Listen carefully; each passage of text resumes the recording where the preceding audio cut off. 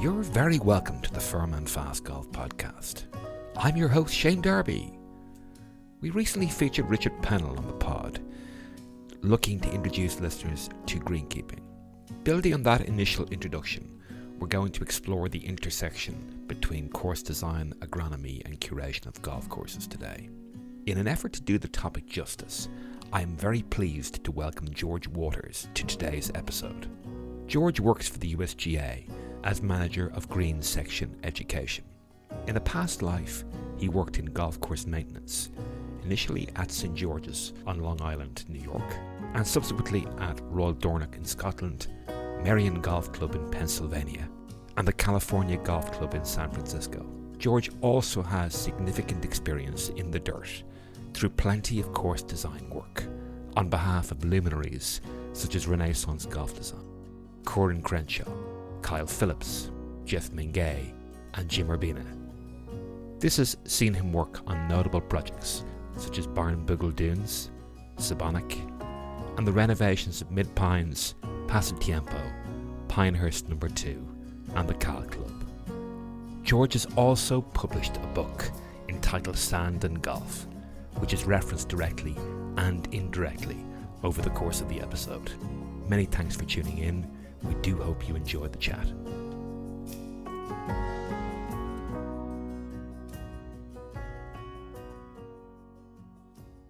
Hi George, you're very welcome to the Firm and Fast Golf podcast. How's all in New Jersey?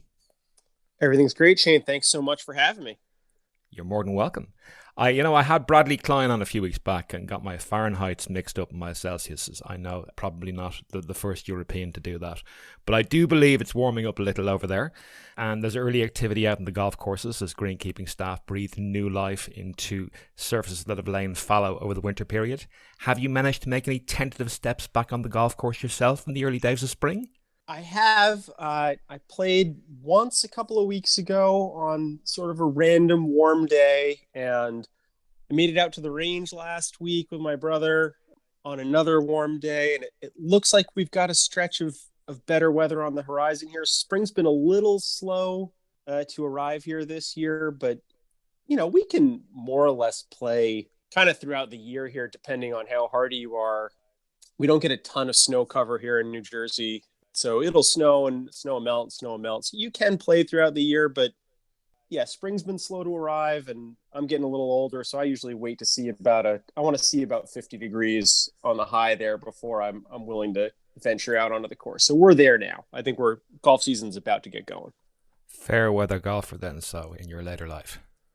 I think so. Yeah. I used to play in the winter. I mean, I have, my friends and I used to think it was a riot to go out and play tall grass out on Long Island. It's a early Gil Hanse course that's since been turned over into solar panels, unfortunately. But it actually, honestly, almost used to play better in the winter because the ground would sort of partially freeze and it would just bounce like crazy. They could never get it that firm during the summertime, but in the wintertime, it really rolled and bounced. So it used to be fun to go out there in like January and play when it was 45 degrees. But I think those days are a little bit behind me. I want to see a 50 something and I'll play. Yeah, mate, that brings a whole new idea to firm and fast golf. It does.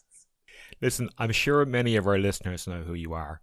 For those that don't, you might give us an introduction to George Waters, golfer, greenkeeper, sometimes contractor, obviously design builder and educator. Sure. Quick background, I guess. Most of my career was in golf course design and construction. Worked for a number of different architects, including Tom Doak, Corin Crenshaw, Kyle Phillips, Jeff Mingay, Jim Urbina.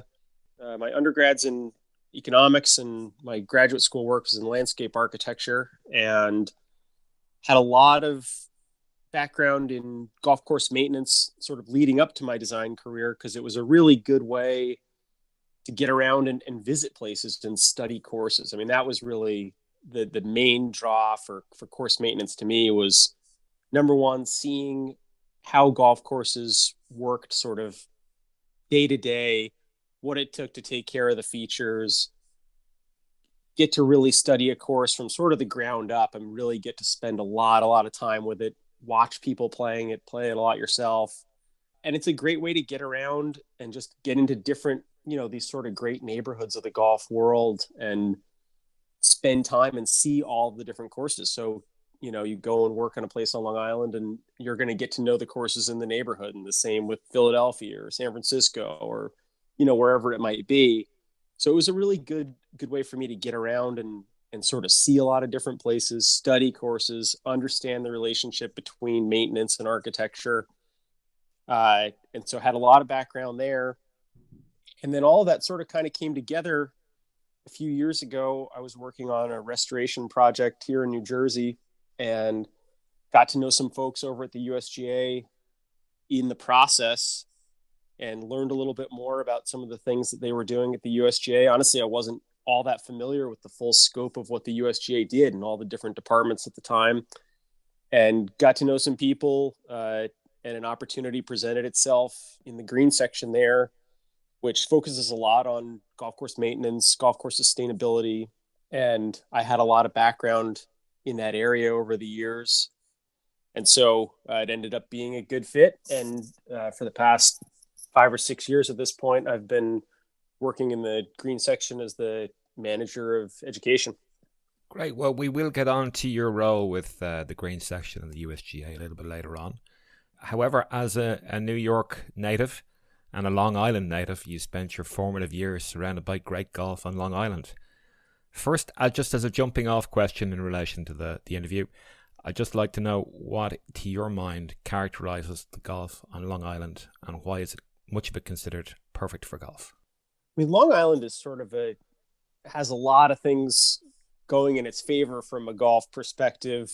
A really good diversity of terrain, for one thing, in a relatively close proximity. There's sort of some, geological features there. It's sort of, Long Island is basically kind of the end of where the glaciers stopped, and kind of pushed up a big pile of rocks and dirt and sand and everything, and then kind of left them there. And as the glacier receded, washed out and left a bunch of sand and finer material in behind it. So what you get with that is a really interesting mix of terrain where you've got some very hilly, dramatic kind of properties like Bethpage, Shinnecock Hills, that are really undulating land. And hardly any distance away from either of those courses, you'll get a much flatter, kind of a more wrinkled Garden City, Maidstone, completely different landforms, all within half an hour drive of one another, and sometimes even a shorter drive from one another. So you get a lot of variety in a relatively small area, which is a big plus.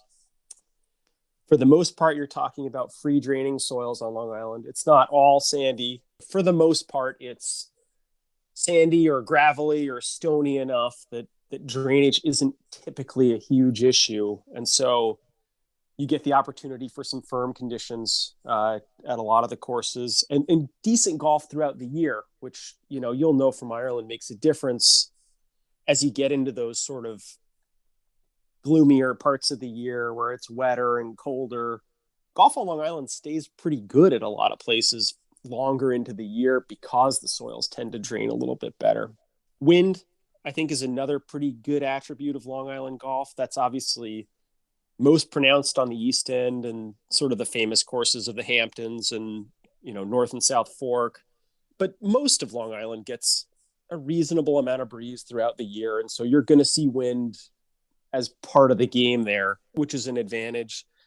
And honestly, kind of like an interesting one is the proximity to New York City in terms of the investment that people were prepared to make into golf, especially in the earlier days, and just being around a bunch of great architects. I mean, that's something that I've sort of learned is kind of more important than I maybe perhaps understood it to be earlier on, is that there's some of these metro areas, these sort of great clusters of golf that really benefited from having a number of great architects that just happened to kind of work in the area, whether that's Philadelphia, whether that's the New York metro area, whether that's London, whether that's Melbourne. They benefited from having, inspired architects that were working in the area and doing a lot, working with each other. And it made a big difference in the quality of golf course architecture in the area. So I think Long Island benefited a lot from that, from the architects that were present, and the fact that they had, sort of patrons that were willing to support their efforts and let them really do the best they could. Absolutely. Commentators often remarked to an old boss of yours, Tom Doak, back in the 1980s, that all the best sites for golf had been taken. It's interesting to note that since then, high-profile courses such as Sebonak and Friar's Head have been opened on Long Island alone. Were you aware of the sites that these courses would ultimately utilise as a young fella on Long Island? Definitely not. And I was certainly under the impression that golf on Long Island in terms of new courses was sort of a done deal growing up. But I mean, I worked on Sebonak and saw Friar's Head as it was being built and visited over there pretty regularly in its very early days before they had a clubhouse or anything, as we were building Sebonak. So, that certainly changed my perspective on that. And it seems like that narrative of, all the great sites are gone continues to be proven wrong, right? I mean, it almost doesn't matter where you're talking about. They seem to find new and interesting sites. And, certainly some of those are these remote areas, but not always. And they're finding sites for new courses, that you wouldn't necessarily expect. You're seeing total renovations of courses that are on good land, but, maybe didn't utilize it optimally. And so that's essentially like building a new course on an existing site. But yeah, I'm continually surprised by the great pieces of land that seem to keep popping up. I mean, certainly the Southern Hemisphere, it seems like New Zealand, Taraiti neighborhood is sort of one unbelievable site after the next there. Photos from Cabot St. Lucia look unbelievable. And it's not like St. Lucia is like off the radar. So, I mean, I think that it seems like developers continue to be able to surprise people in terms of gaining access to quality pieces of land. Yeah, I'm keen to look at the interplay between turf science, maintenance, and design build throughout this episode. However, we obviously need to set the scene a little bit, as it were. And to do this, I'd like to bring you back to your very first greenkeeping posting at the Devereux Emmett-inspired St. George's Golf and Country Club in Long Island. I'm sure some of our US listeners will have heard of Devereux Emmett as the designer of record at Garden City. What can you tell us about the pre-Gilhans iteration of St. George's and how your formative experiences tending the course set you on your chosen path into course design and beyond? My time at St. George's was sort of, just good fortune, I think, is what really got the ball rolling there. It just so happened to be the course that was basically closest to where the house that I grew up in. And it was sort of the course that our junior high school and high school played golf at. So it was just a logical candidate for me to go looking for a job. And I actually got kind of connected with the superintendent there by way of a friend of my dad's. My dad's friend's next door neighbor was a guy named Bob Rainham, who's a very highly regarded superintendent out on the east end of Long Island. He's now a course raider and sort of living a retired life that's the life of the envy of everyone. But I went out and met Bob at the Atlantic and was sort of asking about getting into golf and, how would I approach getting into course maintenance and so on. And he said, well, coming out here to work on the East End right away is going to be too much for you right out of the gates. But, you live in Stony Brook. St. George's is right by your house. I know the superintendent there. Tell him that I sent you over and recommended you to work there. And I did that. And fortunately, it worked out that they hired me on. And at the time, I didn't think of St. George's as being anything, particularly special, but I hadn't seen a lot of different golf courses at that point. I mean, we were sort of playing two public courses that were, sort of what you'd call here sort of like executive courses, but sort of short courses, mostly par threes, a couple par fours. Neither one is in existence anymore. So I hadn't seen a lot of golf courses. I didn't know much, which I think actually kind of was a benefit to me, that I took some of the very unusual features at St. George's kind of for granted. I mean, I just figured like, oh, well, golf courses all look like this and they all have a moat of trenched bunkers around the fourth green with these sort of chocolate drop mounds, and they've all got fall away greens and these sort of really severe fairway bunkers and all this different kind of stuff that's actually not all that typical in American golf course architecture, but it was my kind of introduction to typical golf courses. And so I think that really shaped my perspective a lot. Now, St. George's at the time, when I first started working there, it was, as you said, before Gil Hanse had done the restoration work. The greens haven't changed. And that's really probably one of the most noteworthy features of the course. So the greens are really, really cool set of greens. What was very, very different, and the bunker locations changed some, but not tons. It was mostly sort of, I mean, Gil's work was sort of amplifying the character, recapturing the character of the bunkers. A big part of it was tree removal, getting the grassing lines back out. I mean, when I first started working there, it was a much narrower course, far more trees, and sort of a little bit more towards like a claustrophobic kind of feel. Now, and part of this was Gil's restoration work, but part of it has been the sort of dogged determination of the superintendent, Adam Jesse, who I actually met when I was working at Sebonak. He was working over at Shinnecock and went on to become the superintendent at St. George's. He's been very determined about working with Gil, continuing to remove trees, continuing to connect fairways and expand fairways, because it's a compact property. And so that little bit of extra width, those connections between holes, those views across the property, it's a beautiful piece of ground. All of that has made a huge difference in, what in a lot of ways is sort of a fundamentally unchanged course. But the perception of the course is completely different now. I mean, the course had the same set of greens, the same routing as when I worked there, but it was nowhere near any kind of a top 100 list, or, certainly wasn't getting highlighted as much as it is on social media as it is these days.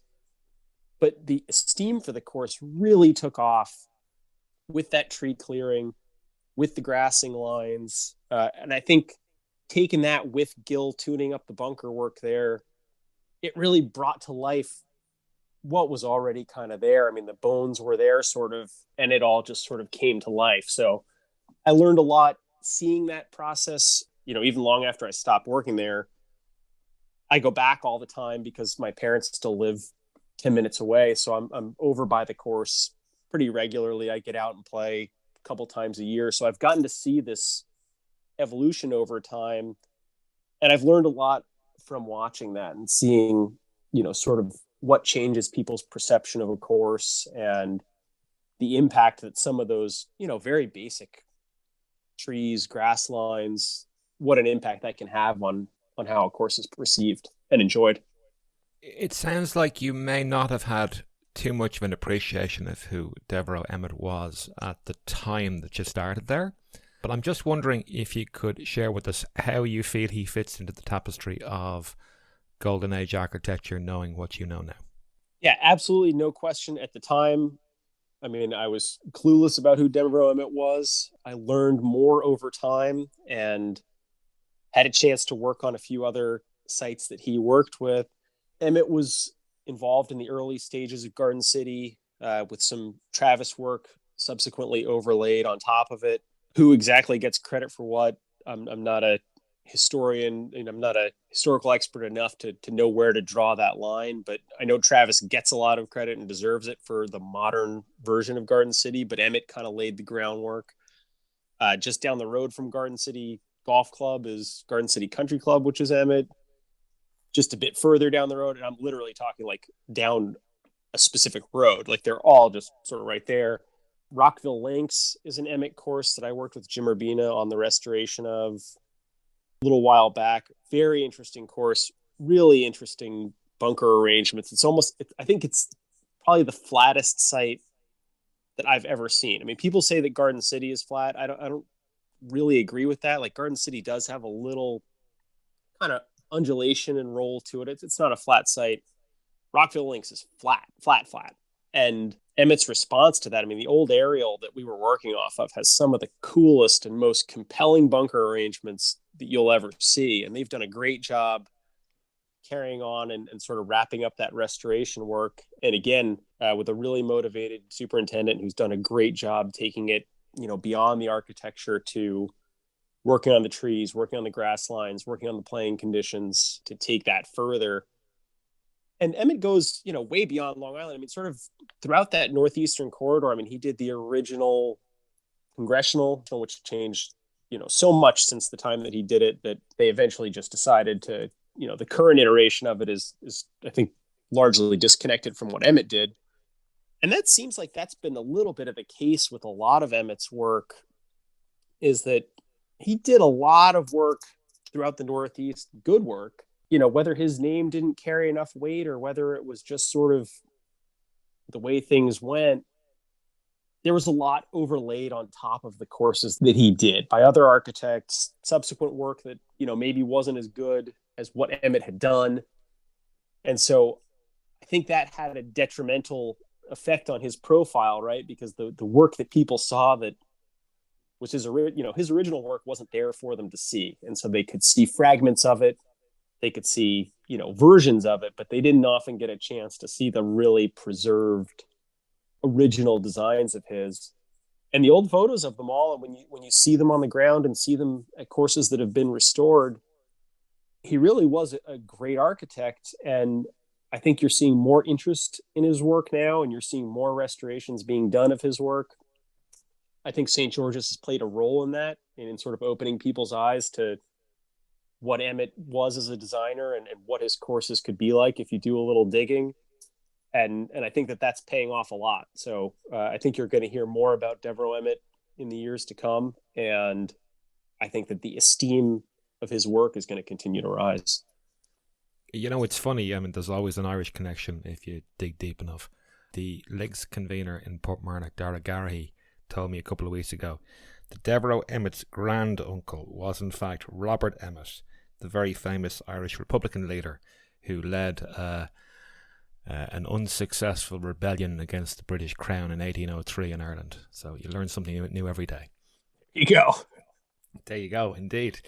Listen, I just would like to bring you forward somewhat with regard to the precursor, if you like, to your Renaissance design and internship.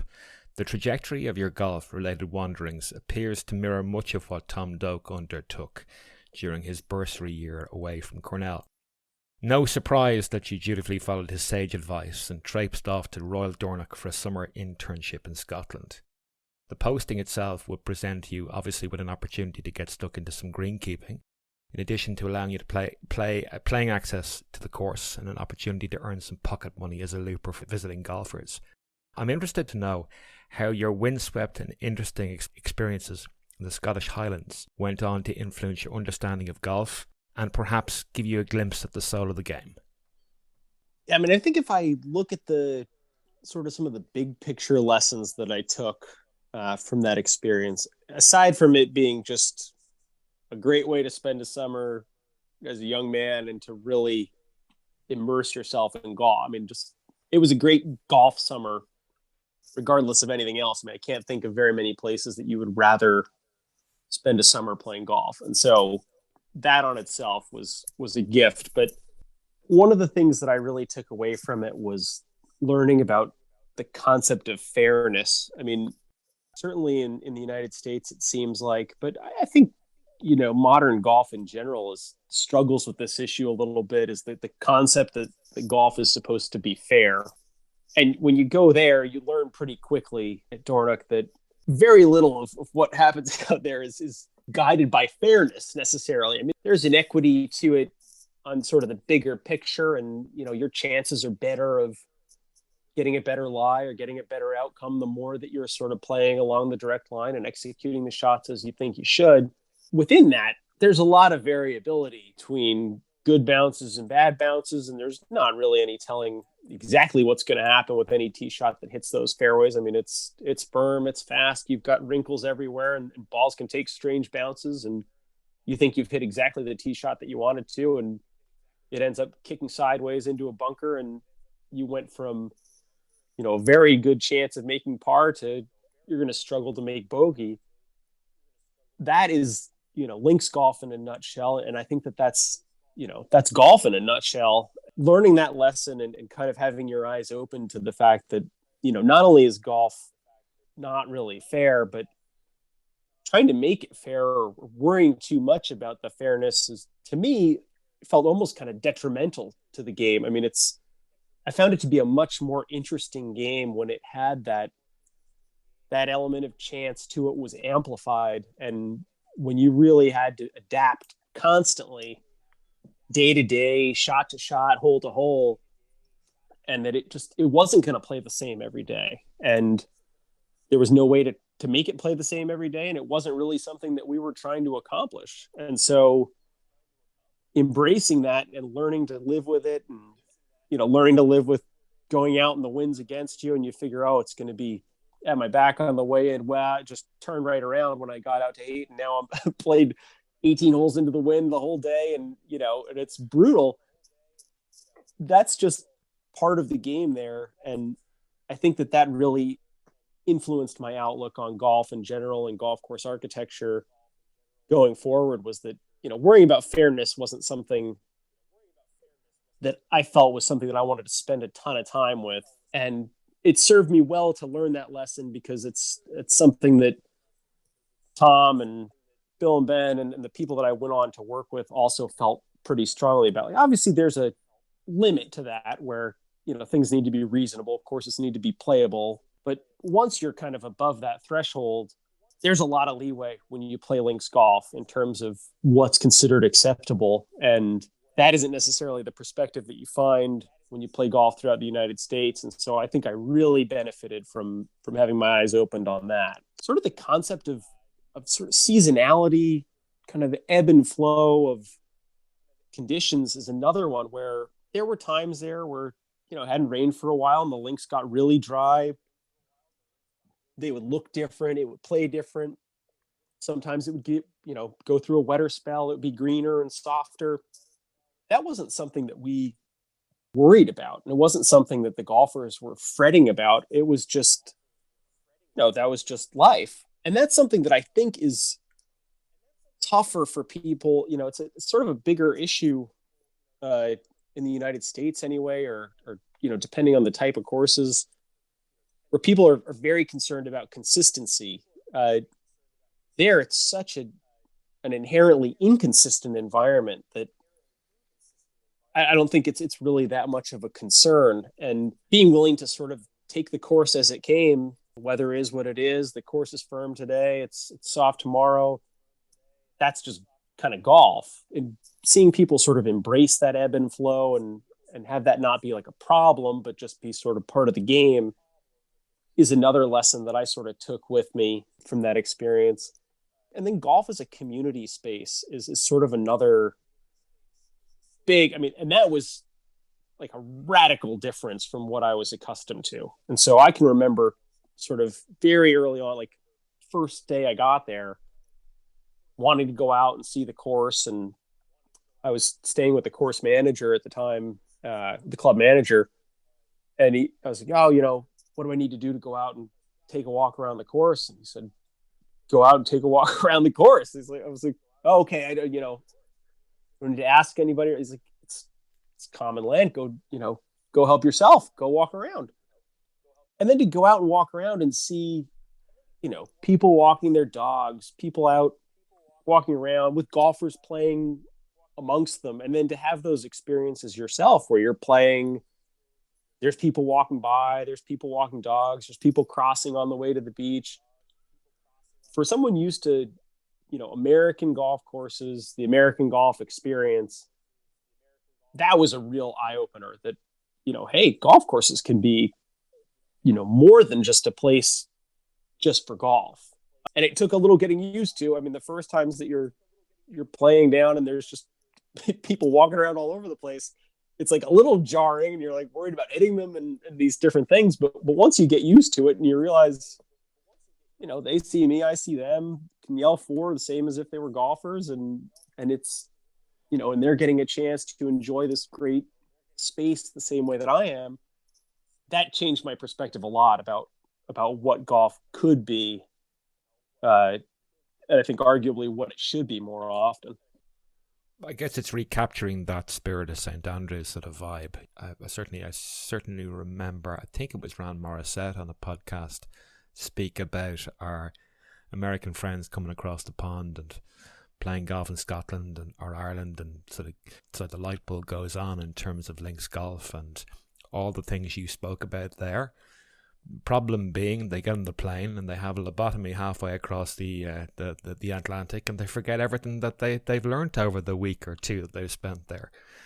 I guess to a certain degree, the PGA Tour and the monoculture, and I guess ultimately, being influenced maybe a little bit too much from the professional game sort of feeds into that, people and the quest for fairness and consistency.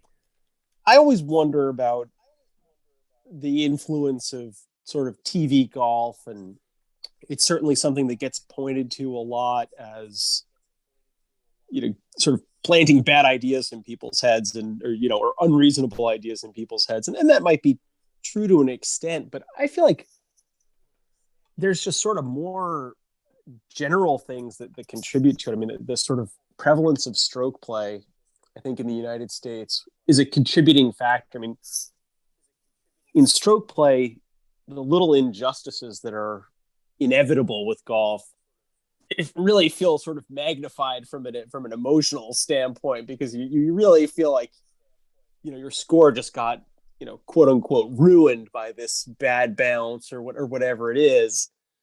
Whereas match play, which, as you know, is obviously the preferred way of playing in Scotland and Ireland, and especially on those links courses for good reason, your score on a given day could be who knows what, depending on how the wind's blowing, how you're playing, what the conditions are like. And so being focused more on that match and far less concerned about your score, I think goes a long way towards being less concerned about fairness. And I've often felt that it's a real shame that match play isn't more common here in the United States, because I feel like just the format alone goes a long way towards addressing a lot of the issues that people point to in golf when they say, golf takes too long. Well, I mean, match play shortens up around a golf real quick, because you put two balls out into the woods and, all right, let's just go to the next hole, rather than out there trying to figure out a drop and looking in the bushes trying to find them. It just saves so much time. Conceded putts, I mean, just the number of shots that are actually played is way less, and so you get around the course a lot faster. People point out golf is, frustrating, like an aggravating game. And yeah, it is that, but I find that match play makes it quite a bit less aggravating, because you sort of, okay, like, I'm out of this hole. I don't need to go through the misery of finishing this out to the last absolute stroke. Like, we can just call it good. Like, all right, you're on the green. That's it. Those benefits to match play, I think, are really significant. I mean, pace of play and sort of a more enjoyable type of playing. So I think it's a shame that it isn't more common over here. And I think that golf in the United States would benefit a lot if match play were played more often. And I think that fairness factor washes away a little bit more the more that you're kind of playing match play, or just sort of playing for fun rather than worrying about your score. No, for sure. Just interested to know, George, when you were in Scotland and in Dornoch, did you get much time to travel around the Highlands and visit nice places like Tyne and Brora and Galsby and places like that? I went all around. The guys on the green staff at Dornoch were very nice about making sure that they took me around to see a bunch of the courses in the area. So I visited all those ones you mentioned, and some more. And then the club was really accommodating after my time was up, with kind of setting up some travel through Eastern Scotland in particular on my way back to America. So went to the Old Course, went to North Berwick, went to Carnoustie, all those places. Carnoustie had the Open that year. So I got around and got a chance to sort of see all of it, which was great. And got to see some of the, like the ones you mentioned, Tyne, Brora, a little bit of the off the beaten track ones. Although I'll say that what's off the beaten track these days, it seems like people do a really good job, a better job when they're visiting over there now to get around and see a few more of the other courses in the areas instead of kind of only going to the biggest name places. I mean, certainly those still end up being the sort of the anchors of people's trips, but I do feel like the average golf tourist is getting around to see some more places more regularly, which I think is great. I certainly recall Tom Doak remembering his travels around Scotland, and I think he was taking some pictures, and which ultimately appeared in Golf World magazine or Golf Monthly maybe. And the guys in London had never stepped foot in Cruden Bay, and he was able to share some pictures with them. But I suppose the days of Instagram we have a lot to be thankful for that, in terms of creating a following for places that perhaps are a little bit more off the beaten track than perhaps the Trophy Links courses. Absolutely, no question about it. And I think that there's a little bit to thank in the technology realm as well, because the photos that people are able to take just with their phones, I mean, never mind if they've brought a professional camera or drone out with them, it's even better. But just what you can do with your phone these days is amazing. And I think it really brings a lot of those places to life, and it gives people a chance to take photos of them that, you know, are hard to do if you're trying to play. It can be really hard to take good photos if you're out there with like a full camera kit, but it's not that hard to be out there in an evening and pull your phone out and catch a really beautiful moment out at Royal Dornoch or Brora or Tain or you know, wherever it is. And those images, you know, definitely capture people's imagination when they see them online. So I think that's been great for sort of the off the beaten track courses to get a little bit more exposure and to benefit from the tourism and the interest in some of the bigger courses that people can remember. Oh, hey, I saw, you know, some incredible pictures of this place. Why don't we go check it out while we're in the neighborhood? No, for sure. Look, I wasn't really sure where to put this next little piece, but I've resolved to leap forward in time a little bit and take a quick look at your time on the Greens team at Merion Golf Club in Pennsylvania. Initially, for the purposes of just a bearing point, you might just let us know how far I've time travelled beyond the summer at Dornoch. I want to say that I was at Dornoch in the summer of 1999. So a long time ago now. That would my maths that would actually stack up, because obviously Carnoustie hosted the Open in 1999 when Paul Lawrie won. That's right. There you go. So 1999, and Merion was a few years. So I was going into my final year of undergraduate, and Merion I worked at the second summer that I was in graduate school. I had actually already done my first internship with Doak, and I was scheduled to go and work at Ballyneal that summer in the construction, but the construction was delayed. And so Tom didn't really have any projects actively going that summer. And so I was left to sort of figure something out for that summer, what I wanted to do. And I had a friend living in Philadelphia, a good friend from college, and I had never seen a lot of the courses there. And so I just emailed every course in Philadelphia that was, you know, sort of highly regarded in Tom's confidential guide, which is basically the approach that I took to getting to Dornoch. I just emailed every course in Scotland that Tom wrote highly about in the confidential guide. Got lucky that Dornoch was the one that got back to me. And basically the same thing with Philadelphia. Nobody replied when I asked, except for Merion. And Matt Schaefer said, you know, sure, if you want to come work here, you know, when can you start, kind of thing. And so that was how I ended up there. So it's probably like 2004 or something. It was the year before they had the US Amateur, because they were interested. They knew I had some construction experience and course maintenance experience, and they were making a bunch of improvements and course changes in preparation for the AM. So whatever year they had the AM, it was the year before that. I'm just really interested to know, how did working on a world-class course like Merion give you a greater understanding of the interplay between curation of a golf course and its specific design elements? Coming from St. George's, which I would say is sort of like pretty middle of the road country club golf standards, to Dornoch, which is obviously a very high standard of links course maintenance. But, you know, again, links course maintenance is a very different animal than what we're used to in the US. And honestly, the environment there is in a lot of ways so suitable for golf, which is, no surprise. Golf has originated there, and those grasses have been growing on those fairways for hundreds of years. And so they're relatively happy where they are. It was a pretty hands-off approach at Dornoch for the most part. I mean, I don't know that we ran the sprinkler system the entire summer I was there. That might have been, a lucky way that the rainfall happened to work out, but we didn't do much in the way of chemical applications or fertilizer. I mean, it was just sort of daily maintenance. And if we didn't need to mow fairways because it had been dry and they weren't growing, we didn't really mow them and rake the bunkers and fill some divots. And it was pretty, the course took care of itself in a lot of respects. And that's an oversimplification, but it's certainly, contrasting that with Merion, where you've got all of a sudden going to, where the goal is truly like championship conditions. I mean, at that time, the mantra that I was hearing a lot was that they wanted to be able to host a US Open on any given day, basically. I don't know if that was just for the sake of saying it or, to set a standard, but that was something that I heard repeated a lot. And the work that we did, I think, was reflective of that.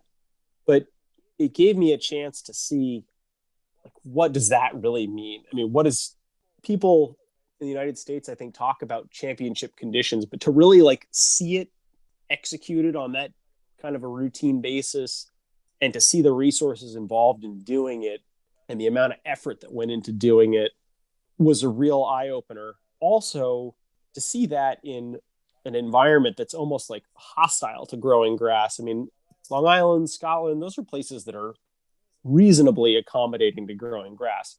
Philadelphia is not a great climate for growing cool season grasses in a lot of ways. I mean, it's so hot in the summer and steamy, and Merion's down in these sort of creek valleys. And so it just cooks in there. And, that grass was not growing by itself. And so it took a lot of work, a lot of people, a lot of money, a lot of hours. It was a real grind. And so that was a good experience to see that firsthand, to be a part of it, and to really learn about what all went into that. An obvious, benefit, of course, was getting the chance to spend a lot of time on the course, getting a chance to play the course on a pretty regular basis, and, really getting to spend time learning about what makes Merion so special. And I think that sort of throughout my career, I benefited a lot from seeing a lot of places, getting around to see a lot of places, but also spending chunks of time with courses that are really special, so that you really got to develop a good understanding of what made them so special. Because I do think there are things that you don't pick up in a one-time visit, in a two-time visit, a place that you visit once a year, whatever it is. Getting to be there for sort of months on end, seeing it day in, day out, you learn a lot more, which I really benefited from. And I guess with that extended time to view and to learn courses like that, the subtleties that are obviously inherent in the design and the questions that the designer builds into the golf course, it just gives you time to appreciate those a bit better. Obviously see them in different climatic or weather patterns, and obviously with different winds that you wouldn't necessarily get if you were just there for a day or two. Yeah, and you get to see different players playing them, which is good. I mean, in addition to you playing yourself, and, we all play differently, different rounds. And so, you get to experience it that way. But working on a golf course in course maintenance, I mean, you're out there during the day with golfers playing around you. And so you get a chance to see where people are hitting the ball, how different kinds of golfers are playing different holes. What happens when somebody, okay, this guy ended up exactly where I was yesterday in the sixth fairway at Merion. How does his shot work out with his ball flight, with the way that he plays? In Dornoch, getting to caddy and getting to see a lot of different people play the course in a lot of different ways, you learn so much from just observing that if you sort of keep your eyes open while it's happening around you. And so that's another big plus of spending a lot of time with the course. Another course that you spent some significant amount of time on was the California Club in San Francisco. Obviously, Kyle Phillips was tasked with restoring the Alister Mackenzie masterpiece. The end result is considered by some as some of the finest restoration work that has yet to grace a course in the United States. I know you worked on the construction project initially. in addition to subsequently spending time on the Greens team. In preparing for our chat, I came across a passage on Golf Club Atlas, penned by Rand Morissette, with regard to one of your shaped elements at the Golf Club. I'd just like to read the passage out. Late on an October evening, a group of us were going over the finer details, and the conversation turned to the feeder mound in front of the long par 3 8th green. It turned out that George had shaped that one, and he talked about some of the holes in Britain where a ridge begins out in the approach area and then carries through the putting surface, holding up a narrow high shelf and acting as a feeder for the broader lower shelf. He noted the 17th at St George's Hill, as well as Old Tom's 6th green on the Valley course at Rosapenna. It did make me think that the ease of travel and the better world economy and politics at the start of the 21st century allowed someone's interest like George's to foster and grow, as opposed to people who pursued the profession from the 1950s through the 1980s, and that they weren't afforded such opportunities of studying UK courses. Given Rand's comments, how formative was the opportunity to travel widely and transpose the essence of those experiences into features such as the ridge you created on the par 3 8 at the Golf Club? Well, first of all, in hearing that comment from Rand there, I'm impressed that I had the 17th at St. George's Hill and the 6th at the Valley course at Rosapenna right on the tip of my tongue to make the reference there. So I was definitely pretty dialed into what I had seen at my travels. Kudos to you, sir. I guess. I mean, I don't know that I'd have those two ready to go today, but so obviously my travels had made an impression on me, and I think that traveling sort of gives you that toolbox of, seeing different ways to address different situations, and I think that that's the real benefit that comes with it. Is you've now seen, a lot of golf course construction, golf course architecture is trying to fit things into the circumstances that you're dealing with, and seeing how others have made things fit in an interesting, in a cool way, how they've solved a sort of different various problems that the landscape will present you. You end up sort of banking that information, and it comes back, as you're out there working in the field or looking at a map or whatever it is, and it comes to mind, and it gives you a clue on how to address that situation in the specific case that you're working on. And so I think that's what traveling really does for you. I mean, like I said, spending a lot of time with courses, I think really teaches you about the nuances of architecture and maintenance. Traveling and seeing a lot of places kind of builds your palette for like what is possible. And that, I think, is this story that Rand related there is a good example of that. I mean, I had been to St. George's Hill once, I think, and I remember that green still to this day, and I have a picture of that specific feature. And it came to mind when Kyle was discussing what his goals were for the 8th green at Cal Club. And so it just made it a lot easier to sort of solve that particular puzzle, was knowing, I've seen something like this before. I kind of have an idea, a starting point, and then you adapt it to the circumstances that you're confronted with. Would you have a mental picture of that, George, or would it be, because I know certainly your former boss, Tom Doak, is a bit of a photographic memory for these sort of things, but would you have a similar sort of memory, or do you have to go back and look at the picture to reacquaint yourself with the exact details? It depends. I mean, there are definitely some things that I remember really well and would sort of have in mind, but for the most part, it's more like an impression of how something worked, more than it's like an exact copy. I mean, it's the concept that you remember. It's the sort of spatial relationships that you remember. It's the fact that the ridge would be, wrinkled and irregular. I mean, I wouldn't necessarily recall exactly how it twisted and turned, but I would just remember, okay, it doesn't need to be a straight line. It doesn't need to be like a tier. It's going to rumple a little bit, and that's going to produce some good, interesting aspects to it. It's more like that. For me, it's more impressions. There are some things that I remember really specifically, but for the most part, it's more impressions. And I don't know that I necessarily go back and look at the photos. I mean, I have a good photo library that I would rely on from time to time, but the impressions, I think, are really what I relied on most heavily. So a reinterpretation of the theme, if you like. Yeah, because you're never really trying to build it exactly as it was.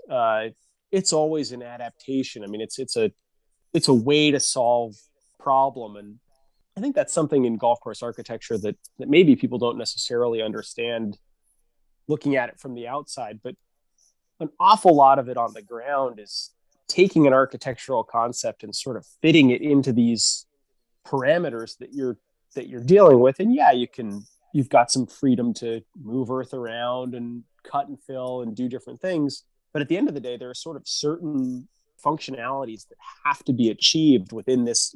Where am I going to get the drainage from this green to go? How do I get the drainage from this green to come off the green, go around the front bunker, not pull up in the approach, get over here? Can't have the green be too steep to put a pin on it. I want to have shots kick in off of this mound and get over here.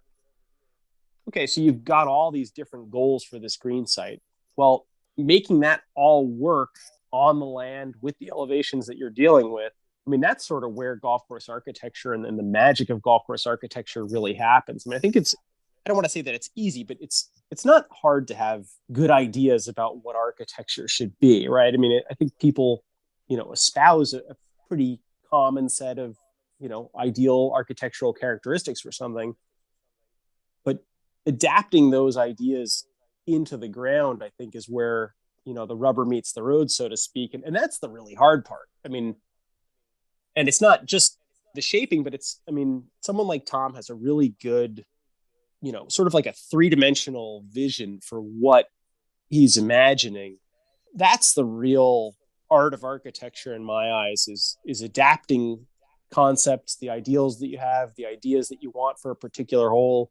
Getting that to actually work on the ground is the challenge and the really interesting part of it. And that's where those sort of impressions really pay off, is, okay, I've seen this scenario before and I know how to connect A, B, C, and D and make these all marry together into something that's going to work. It's how that whole puzzle fits together, if you like. Exactly. As I mentioned earlier, you worked for a time on the greens team at Cal Club. During the construction of the course, I understand it closed for a significant amount of time to facilitate the rebuild. Interestingly, I also understand that the whole greens team were re-employed by the construction contractor so that the club could keep key staff employed while the course was closed during the process. In your experience of restorations such as Cal Club, is that sort of approach common in terms of re-employing the existing staff? And how do you think the skills required for greenkeeping generally transpose themselves to a course construction site? Yeah, I mean, I think the way that it worked at Cal Club was not so much that the staff was employed by the contractor. It's that the green staff and Thomas Bastis, who was the superintendent at the time, were part of the construction process. And so, I mean, Thomas was essentially the project manager, and the green staff executed a lot of different aspects of the construction process. There was a contractor out there who was doing a bunch of the work. Myself and Kyle Franz were doing the majority of the shaping for Kyle Phillips. And then Thomas and his team, they kept all the green staff on. They were doing everything from root clearing, because there was, pretty significant tree removal and a lot of these big areas of roots to remove. They were doing a bunch of that themselves, cleaning that stuff up, getting it buried.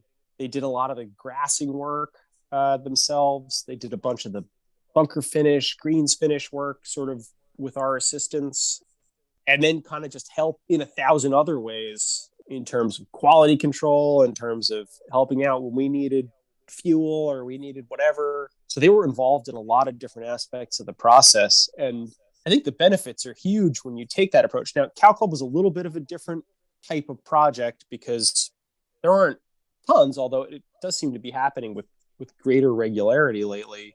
But I mean, it was a little unusual at the time, I would say, in that it was just totally shut, course closed, golfers gone, everything kind of blown up like a full-on construction site. Most renovation projects, I think, tend to happen in a little bit more of a piecemeal fashion. And so the maintenance team is often busy maintaining the golf course and then also contributing to the project in different ways, like kind of doing both at the same time. At Cal Club, the maintenance operation was over. I mean, there was no maintenance happening for a long time while we were building stuff until they, really got some big areas established. So the maintenance team essentially became a construction team for a period of time there. And they picked up a lot of skills during that time that they didn't have before. Different equipment skills, different skill sets in terms of building, renovating, whatever it might have been. So they really elevated the skill level of their staff. They retained a lot of great staff that they might have otherwise lost if they'd sent them home. I mean, including their superintendent today, Javier Campos, was one of the guys on the maintenance staff during the construction project. And so, they retained a lot of key staff. They taught their staff a lot. And I think that's something that was a distinguishing factor for us as a maintenance team there was, I don't think that we were afraid of taking on just about anything because we had done tree removal, we had done earth moving, we had done shaping, we had done irrigation, drainage. So we did a lot of projects really without a second thought about it because the staff had the experience to do it. And a lot of that they learned during the project. So that was a big benefit. And I know other places have benefited from that approach as well. Bandon, a lot of good examples of places where elements of the construction or renovation team stayed on and became part of the maintenance team going forward and the benefits that come with that. From what you just said there, George, I'm assuming your involvement in the Greens team at Cal Club happened post-construction. If that assumption is correct, you're most likely on site for the growing period and perhaps the reopening. My understanding is that the growing process is slightly different to regular day-to-day greenkeeping. What additional challenges does the period of growing present to the Greens team? Cal Club is a great example of this. I was involved in the growing personally. I was still working in course architecture and construction. And so when Cal Club ended, I moved on to whatever the next project was, which escapes me right at the moment. But I still lived in the San Francisco Bay Area and obviously kept in very close touch with them. And so I'd go down and visit. And I mean, they had a rough go of it during the grow, and we finished the project late. It feels like just about every project, wants to finish late. They were late in the season. They're trying to establish huge areas during sort of a rainy Northern California winter. It was hard. And, the guys that did it, Thomas, Josh Smith, who's the superintendent at Arinda now and founder of flag bag, golf carry bags that you see, Javier, a bunch of these guys really had their hands full getting the place established after the fact. And it was a couple of years really after the sort of construction had ended, so to speak, before the course really got its legs underneath it, before the grass was where people wanted. And I'm sure that a bunch of golfers kind of came back when the club reopened and were, a little concerned that, geez, I mean, this doesn't look 100% yet. And you see where it is now. And, we all had confidence, of course, that it was going to get there. But it was an eye-opener for me to kind of see them go through that process and to go through it, myself a bunch of times. It's not turnkey. And people don't necessarily realize that every renovation project, even, done with the highest standards, it isn't just turning a switch. I mean, you're dealing with a living thing in a lot of ways that, doesn't always want to cooperate with schedules that people have and, when they've decided opening day is going to be and all these different things, when they want to take carts out. Grass sort of plays by its own rules a little bit, and you can do things to influence the process, but there's going to be patience required. And Cal Club was certainly an example of that. And the people involved in the growing really had to put in some tough days to get it to where it was, to where it ended up. And they deserve a lot of credit for that. And that's superintendents and their teams everywhere on golf course construction, renovation, design projects end up being the unsung heroes after the fact that really have to take cool architectural things that get done and establish them, make them real, make them maintainable, get them into a condition where people can play them. That's not easy work always. And I was fortunate to see that process at Cal Club without having to actually participate in it. So it was a good learning experience without having to really take the hard road of learning it like some of those other guys did. And so it was interesting. I started to join them on the green staff there after it was maybe a couple years in. I was still in the Bay Area and I had times in between projects where I wasn't doing anything. It was just sort of hanging around. And Thomas said, hey, look, if you're around for 2 months in the winter between projects, why don't you come down here and work? We've got stuff that we're trying to fix all the time. Come help us out with it. We know that you can really add a bunch to what we're trying to do. And so it ended up being a great opportunity for me because I got a chance to see architectural features that we had built in action, see the ones that didn't work out. And it was good to have gone through the construction process with Thomas. And, I can remember having a bunch of different arguments with him about something that I was building where he's saying, "No, I'm never going to be able to maintain this."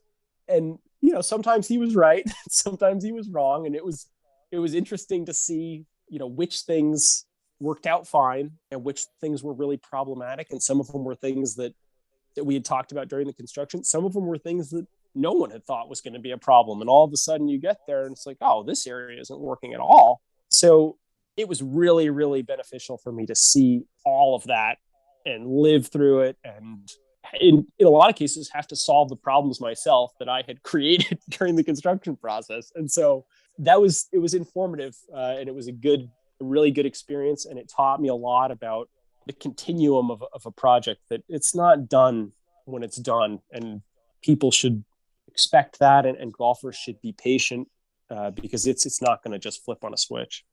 So what you're in effect saying is Mackenzie's theory of finality in design is kind of a bit of a movable feast, depending on how things wash out.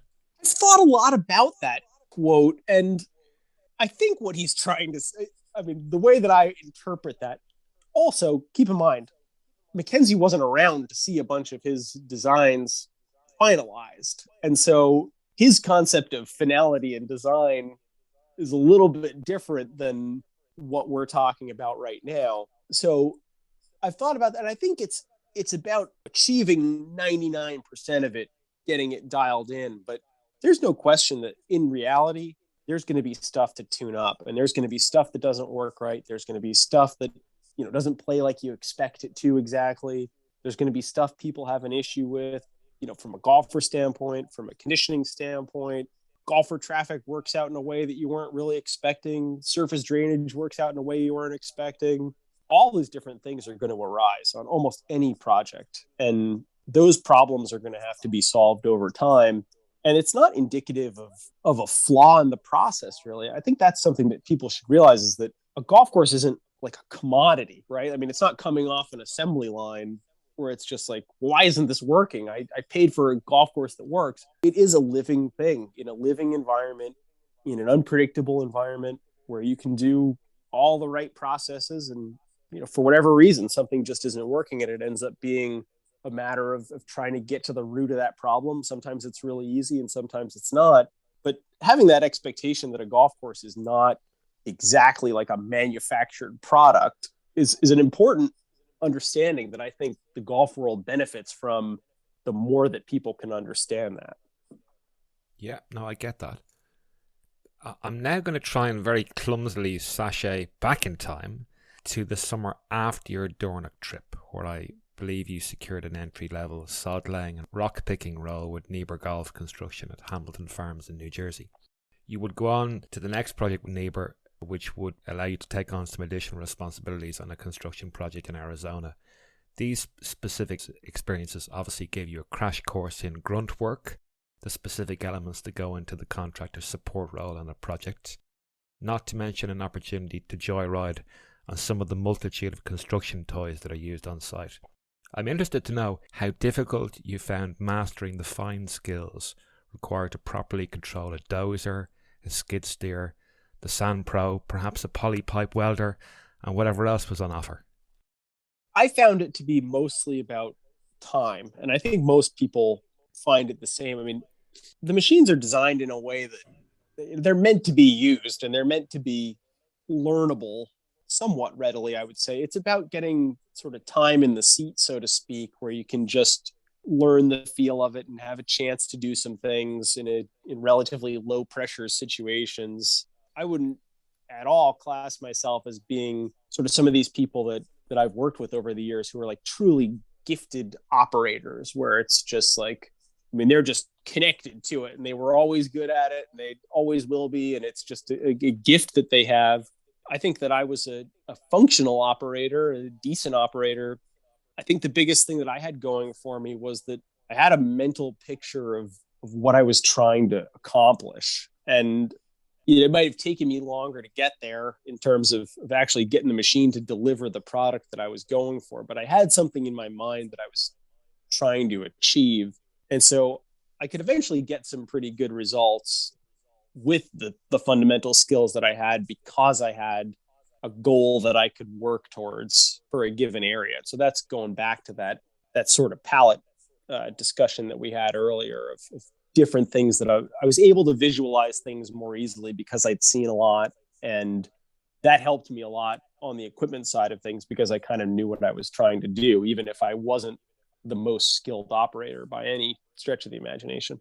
Yeah, I'm assuming that the thirst for creativity through your time with Niebuhr Golf was really, I guess, the construction phase was a means to an end in terms of about learning the building blocks of course construction. Obviously, you dealt with machine operation there, but obviously bill of quantity development, drainage, grading, irrigation. What of those elements was perhaps the most difficult, if you like, to get an understanding of? Yeah, the hardest part for me about working on the contractor side of things was just the pace of business. I mean, there's an awful lot riding on getting things done quickly. And there's money being spent the longer that you're sitting there. There's equipment rented, there's deadlines to hit. You want to finish this project and move your staff on to the next one. This process needs to be finished in order for the next process to begin. And so if you don't get the drainage in quickly, you can't regrade it and put the irrigation in quickly. And this has to happen, and the pipes arriving, and all these different things. So pace was very much an overriding factor in a lot of things. And that's not to say that quality didn't matter and that getting things right didn't matter, because obviously it was slower in the end if you did something wrong and then had to go back and redo it. So you didn't want to do that, but you wanted to work as fast as you possibly could without getting into the situation where you're having to go back and redo something. And so that was never something that came naturally to me. It's not something that comes naturally to me now. I mean, my mindset is just one that wants to take time doing things and sort of getting them the best that I can. And certainly in the context of golf course architecture, I was much more interested in walking back to the tee, seeing what something looked like, painting the line, tweaking the line, whatever it was. And, I'm sure it drove my bosses at Niebuhr Golf crazy a little bit, where they're like, okay, just stop going back there. This looks fine. Like, can you just finish this and go to the next bunker, please? And certainly I'm sure the guys on the teams that I was working with had probably had enough of, tweaking the bunker and pickaxing and shoveling to get this edge how I thought it ought to look. And so that part of it was something that I never really got comfortable with. And I think it's something that some people find exciting. Is sort of like we're racing time, we're racing weather, we're racing all this stuff. It wasn't something that I was crazy about, and it wasn't a great fit for me. And, that part of it, I mean, I learned a lot about sequences and order in which things need to happen.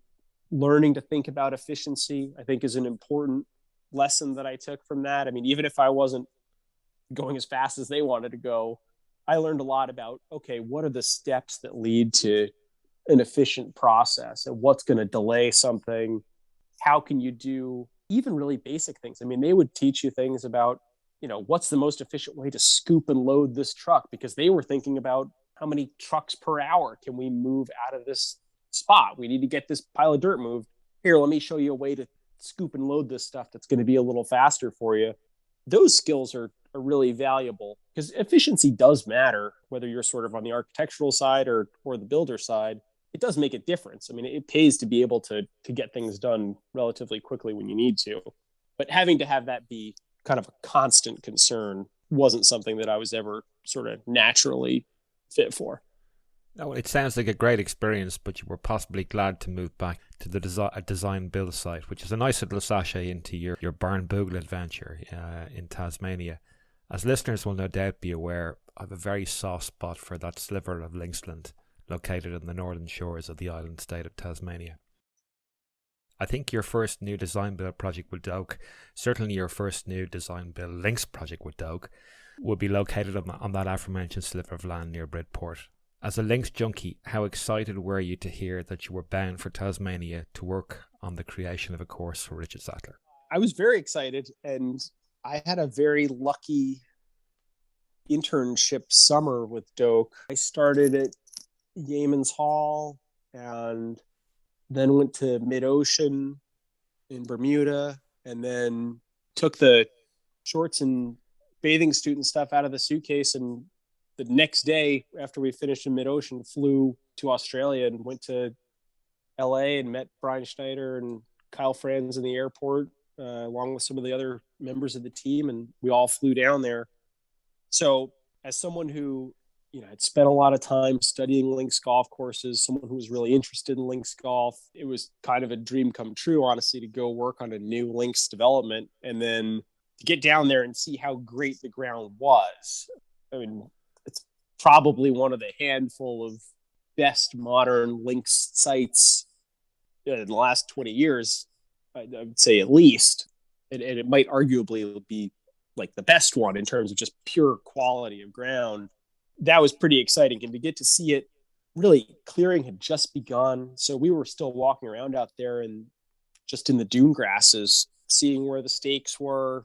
Hardly anything had been touched. And then to see all that materialize was a really incredible experience. And it was, really fantastic to get to be down in just a totally different corner of the world. And, as you get older, it's a lot harder to have those kind of experiences. And so it was something that I really appreciated at the time. And I'm glad that I recognized that it was something special to just be in a totally different place with totally different wildlife and, just a very different everything about it. I mean, Tasmania is just a different place. And so it was really cool to be there. What do you remember of your initial first impressions of the property?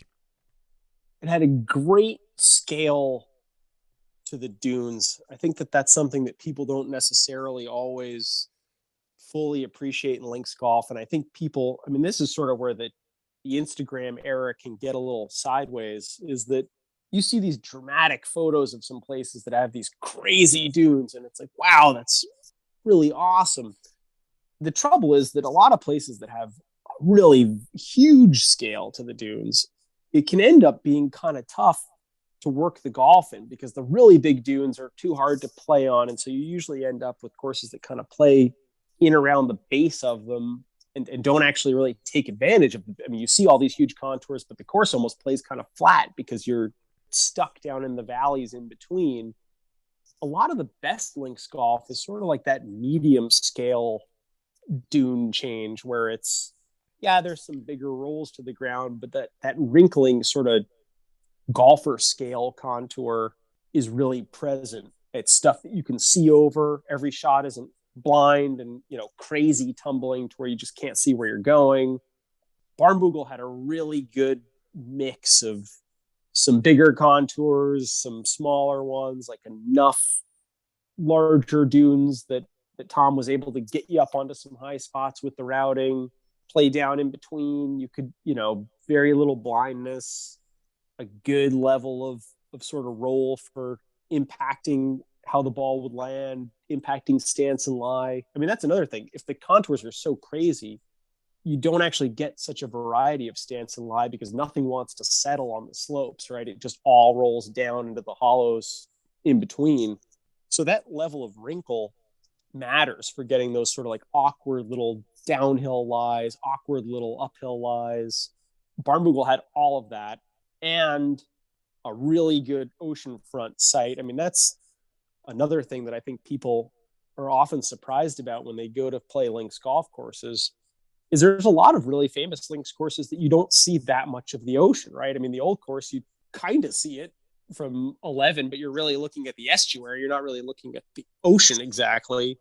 You see it on one, but you don't necessarily see so much. Carnoustie, you don't see it. I mean, so there's a bunch of these links courses that that views aren't really the highlight of the course. Now, Dornoch is an example where the views are a big part of it.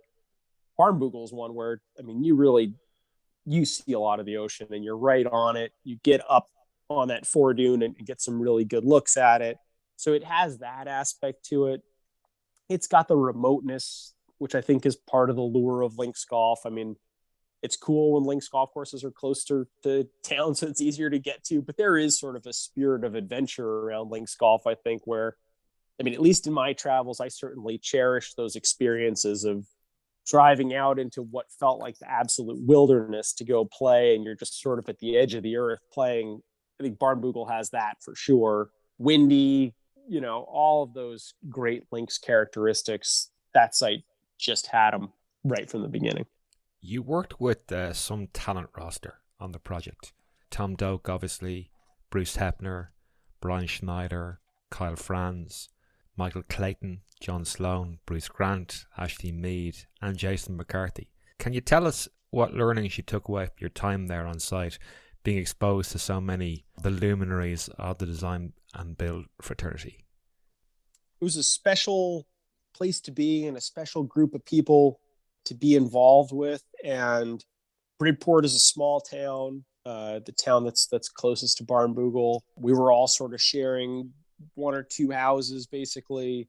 Spent a lot of time together off-site, they had two pubs in the town at the time. They called one top pub and one bottom pub because one was at the top of the hill and one was at the bottom of the hill. I was more of a top pub guy personally, but some people preferred bottom pub.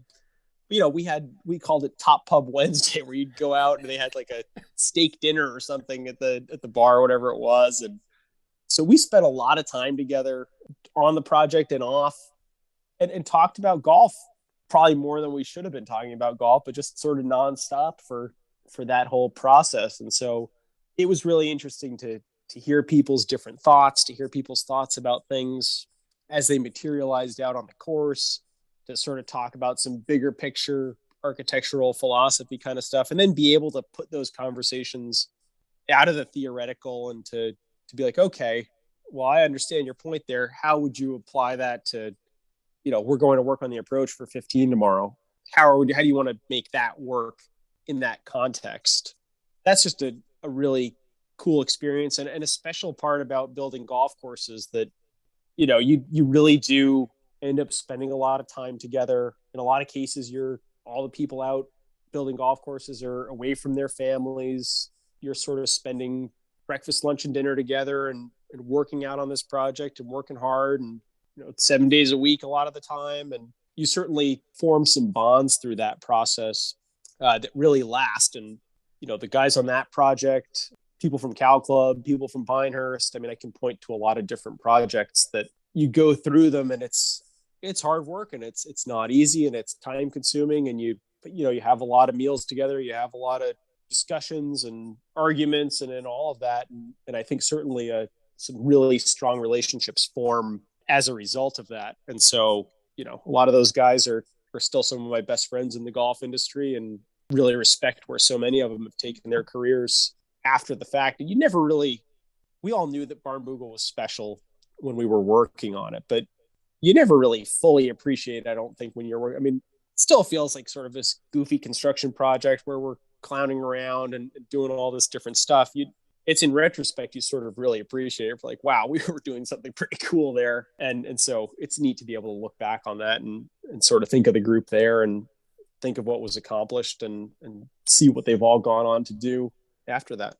No, for sure. It was, I guess, 14 years in gestation, me trying to get down to Bridport to sample the delights of the Dunes course. And obviously now the Lost Farm course and Natalie Bogle Run.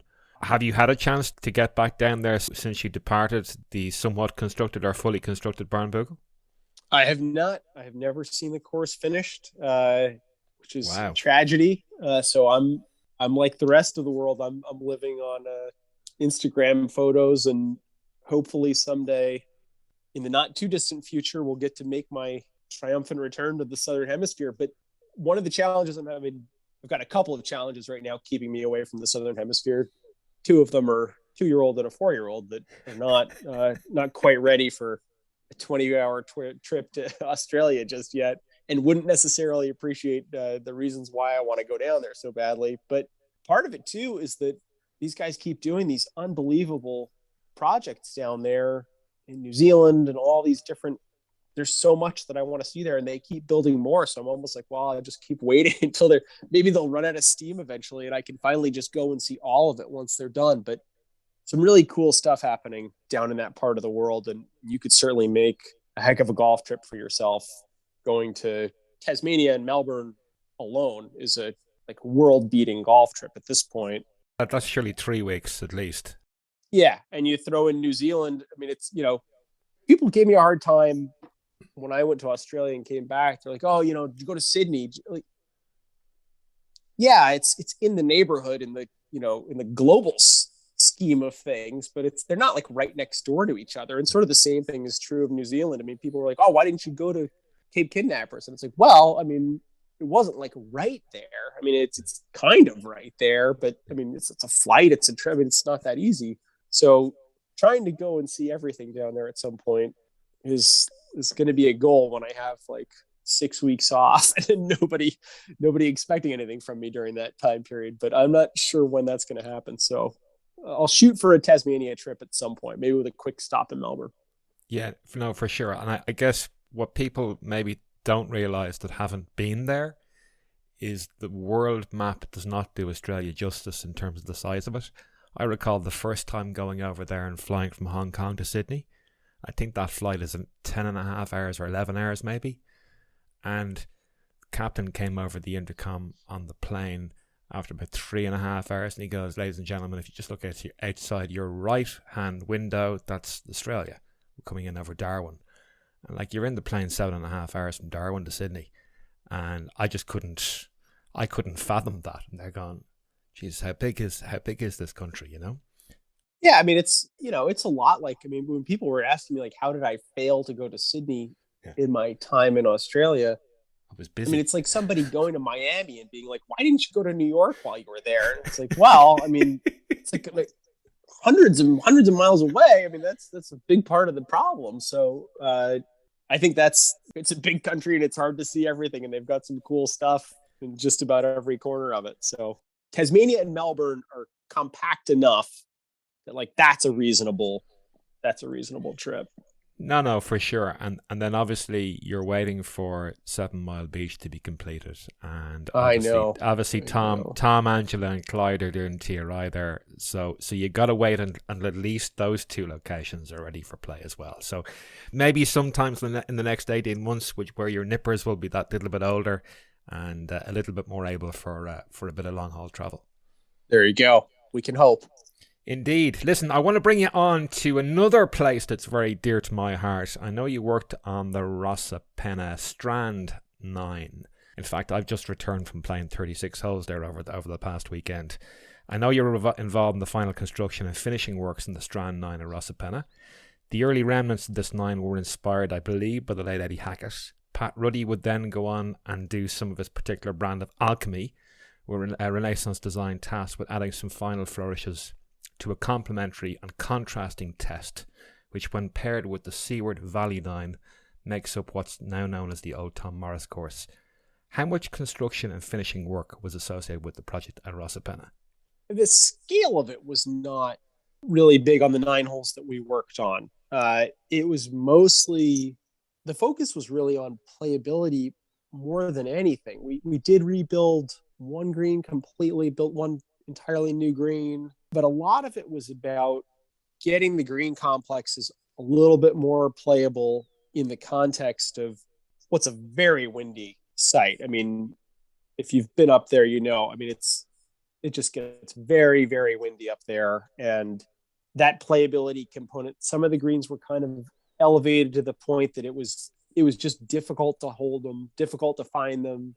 And you'd be on the sides trying to play these shots up onto these plateaus and the wind is howling and you're going back and forth side to side. And so I think it was just a handful for people. That can still happen, George, I can assure you. There you go. We tried to at least tone that down to a degree. So it wasn't so much of a large scale set of changes as it was refining what was there. I mean, the greens are all new, but they were basically in the locations where they were. And it was just a matter of melting things down some and getting to a little bit more of a playable kind of space for people. Sure. You obviously undertook the work with Eric Iverson. What do you remember about working with that particular maestro? Well, I mean, when you want to talk about, I mentioned earlier, people that are just seem to be really gifted with equipment operating. I think a lot of people are struck by that.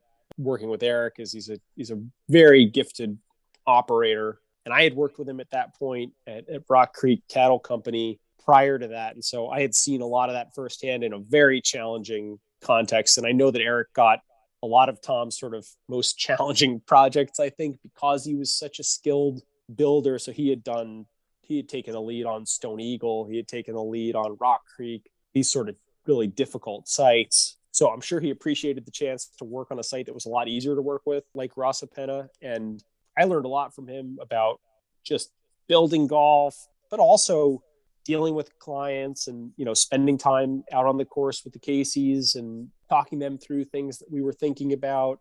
He's a very nice guy, really good communicator. So, he's just a great example to follow in just about every way you can think of when it comes to building golf. He's now got some legacy up there, obviously, with not only the Strand 9, but also his work in the ground with Angela and Tom and Clyde for the St. Patrick 18, which is just, it's astounding. I had the pleasure of spending 4 days up there last July, and I'm actually, in fact, heading up there, woe is me, next month for a fleeting visit and a round of golf at Frank Jr. But he really has left some legacy in the ground at Rosapenna. Yeah, and we used to look, sort of daydreaming out at that patch of land that would become St. Patrick's from the tail end of that old Tom Morris. I'm not sure if it's the front nine or the back nine at this point, but the one that's closer to the ocean there. The back nine, yeah. So it's down the barrel of the valley, if you like, with the barrier dune to your right, yeah. Yeah, exactly. So you get out to that par 3 kind of way out at the end there and look out in the distance.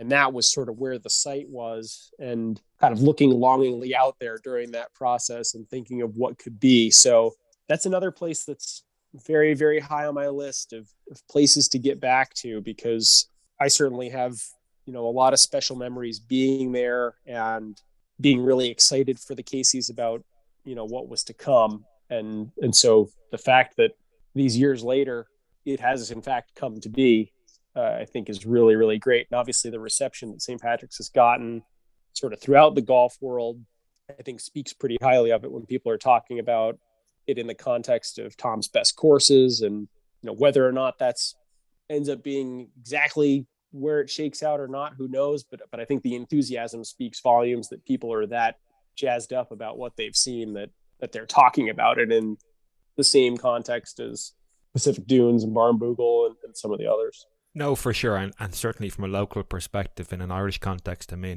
it's just wonderful having another world-class golf course to add to the other world-class golf courses that we have. No question. Especially in that northern part of Ireland and Northern Ireland itself. You've got a world-beating collection of courses within a relatively short drive of one another in the grand scheme of things. And then a lot of really good second level courses, if you want to call them that. There's the world beaters of Portrush and County Down, and it sounds like St. Patrick's is in that category, but then so many of the others that are kind of sprinkled in between there along that coast. That northern part of Ireland is a heck of a great golf trip now. Did you have much of an opportunity to explore the northern coast while you were doing the works, or either before or afterwards? Not as much as I would have liked to. I've been to Portrush and County Down a couple of times each, either during work at Rosapenna or during my master's thesis year. I went up to Northern Ireland and did some studying on those courses. So I was familiar with those and then the Rosapenna area, but I didn't make it around to that sort of some of the other courses in the region that people speak so highly of, Port Salon, some of these others that are really, really highly regarded. So a lot for me to still see up in that area at some point, and another trip that I'd love to make. But it's just such a beautiful part of the world. And again, it's that same feeling of just being out at the end of the earth, especially in Donegal. You really feel like you're out at the end of the earth there. And that's just a great place to go and get away from it all. It's achingly beautiful up there, and I couldn't recommend a trip to Donegal for golf enough. In 2010, just if we take a look at Pinehurst briefly, an opportunity arose for you to work with the current Crenshaw team on the restoration of the iconic Donald Ross designed Pinehurst No. 2. I'm sure you didn't have to think too long and hard to grab that particular opportunity with both hands. I'm interested to know how familiar you were with No. 2 prior to arriving on site. I had played it once in its previous rendition, so a lot more rough, no sandy waste areas. It was still a relatively wide golf course, I would say, at that time, but narrower, and just a lot of Bermuda grass rough, formal looking bunkers. And I mean, I think people have seen the pictures of the transformation, so a little bit more of a parklandy look to it had. I'm just wondering, what was the scope of your involvement at No. 2, George? I started on the project there. They were probably about halfway done. So they had a lot of the sandy waste areas had been exposed, and they were working away on those. And they had done the greens expansions that they wanted to do. There were 2 greens that they had kind of recaptured a couple of pin locations on. And so by the time I got there, there was still a pretty reasonable amount of bunker work to be done, and not much in the way of adding new bunkers. We didn't add tons of new bunkers. There were a few that we had to restore completely that had been just lost entirely, and added a couple. But a lot of it was taking the existing bunkers and restoring that kind of more ragged character to them, the more natural character to them, and then connecting that out into the sandscapes that surrounded, and deciding whether they were going to be sort of surrounded in turf, were they going to bleed out into the sand and wiregrass, and how was that all going to sort of work from a planting perspective, from a shaping perspective. And that varied from, I mean, the bunker renovations there varied from me and a handful of guys with sort of pickaxes and shovels, just kind of roughing up the edge of a bunker, to being in there with an excavator and doing kind of a larger scale intervention. So a bunch of bunker work, a bunch of finish work, and then Kyle Franz and I spent a bunch of time at the end just sort of planting wiregrass bushes in places where we wanted them, and, you know, roughing up bunker edges and faces and things to try to get it to try to accelerate the aging process, honestly, because it looked newly renovated, and we were trying to, you know, really trying hard to get it back to where it looked a little bit like it did in the old photos, a little bit rougher, a little bit more weather worn, just to sort of accelerate that process. It must have been pretty cool working on a place like Pinehurst 2, which obviously is considered to be the cradle of golf in the US. It was crazy. I mean, I've told this story before, but I remember the first time going out there, and it was just so torn up that I was just flabbergasted, really. I mean, I remember asking, I was like, does people know that what you guys are doing out here? Like, it was just blown up like a construction site. It's pretty shocking to see a course of that stature going through that level of a renovation. And, you know, as you know, if you've been there, it's sort of right in the middle of the town. So there's people walking by, and the place is all, I mean, so I certainly, right when I got on site, I was struck by the fact that we had an awesome responsibility that we were dealing with, and a big project that had a lot of eyes on it and a lot of expectations. And it was certainly, it hit home pretty quickly that it was an important project, and one that was going to require full attention. But the great thing was, at least for me, I mean, they had such a good handle on where they were going and what the vision was for it. It benefited a lot from the fact that they had such good old photography of the course, that lent itself a lot to really providing a direction and some guidance. I mean, there wasn't a lot of uncertainty about, like, how are we going to do this? It was more, you know, here's where we're going, how do we get there type of a process. And certainly Bill and Ben, if you've spent any time around them, lend a level of comfort to anything that they're working on. I mean, they don't ever seem flustered. They certainly seem confident in where they're heading. They know it's going to work out right, and it's just a matter of taking the time to get it there. And so they were a great pair to work for on that project. They obviously had a great vision for where to go with it, and that's all proven out as things have, you know, since the restoration has now been probably more than a decade at this point. Sustainability seems to have been a watchword in terms of the current Cranshaw approach at Pinehurst. Much of the restoration work involved the rationalisation of the grassing plan, including significant rewilding with indigenous vegetation and a reintroduction of the native sandy waste areas, as you said. In addition to this, I understand that post-renovation, the historical practice of overseeding rye into the dominant Tifway Bermuda fairways was discontinued in favour of painting the dormant Bermuda sward. What agronomic benefits have Pinehurst experienced in light of both the current Cranshaw's restoration and their decision to apply paint in lieu of overseeding on the 10 courses of Pinehurst? The discontinuing of the overseeding process is an interesting one. And it's actually something that I learned about after coming to the green section more so than during the project. They had just kind of started experimenting with the painting while we were working on the restoration to kind of see what they wanted to do, how it was going to turn out. But sort of the genesis of it was, I think that Bill and Ben had said that they really felt like the overseeding, the softness that came with it, the sort of inconsistent conditions throughout the year, that the overseeding process was not something that was consistent with their vision for how the course ought to play and for the changes that were being made. In addition, the disruption that comes with the overseed and the negative impacts throughout the year were becoming increasingly problematic for Pinehurst as it became more of a year-round resort. So they were getting more summer play when the health of that Bermuda grass mattered more. And the overseeding process has negative implications for how the Bermuda grass comes out of winter, how it establishes through the spring into the summer, the work that needs to be done to get the course into shape for the summer. I think that was more okay with them when summer wasn't considered an important season there in terms of golf, but golf at Pinehurst is a 365-day deal now. And so how their product performed in the summertime mattered a lot to them. And kind of a big downside of the overseeding for them was that the time to establish that is in like the early fall. So they've got the course torn up. They've got it soaking wet, trying to establish all the seed right during what is probably the best weather of the year in Pinehurst. So they're disrupting their prime product at the best time of year for playing it, really. And I think all of those things, and in the process, having to do more mowing, more watering during the winter, more irrigation, more recovery work in the spring to try to get the Bermuda grass back into shape, to patch dead areas with sod, all of this stuff.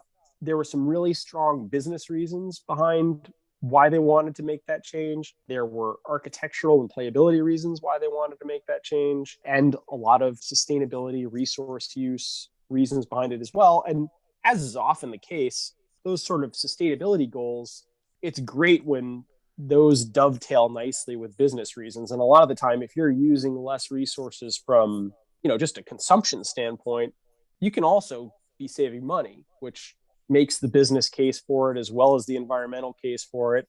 And in this case, business, environmental, and playability kind of all married up into a situation where it just really made a lot of sense to make that change, and they've really enjoyed the benefits from it ever since. Undoubtedly. I'm just interested to know, has Pinehurst's decision to paint instead of overseed led to a domino effect at other golf properties located in the southern states of America?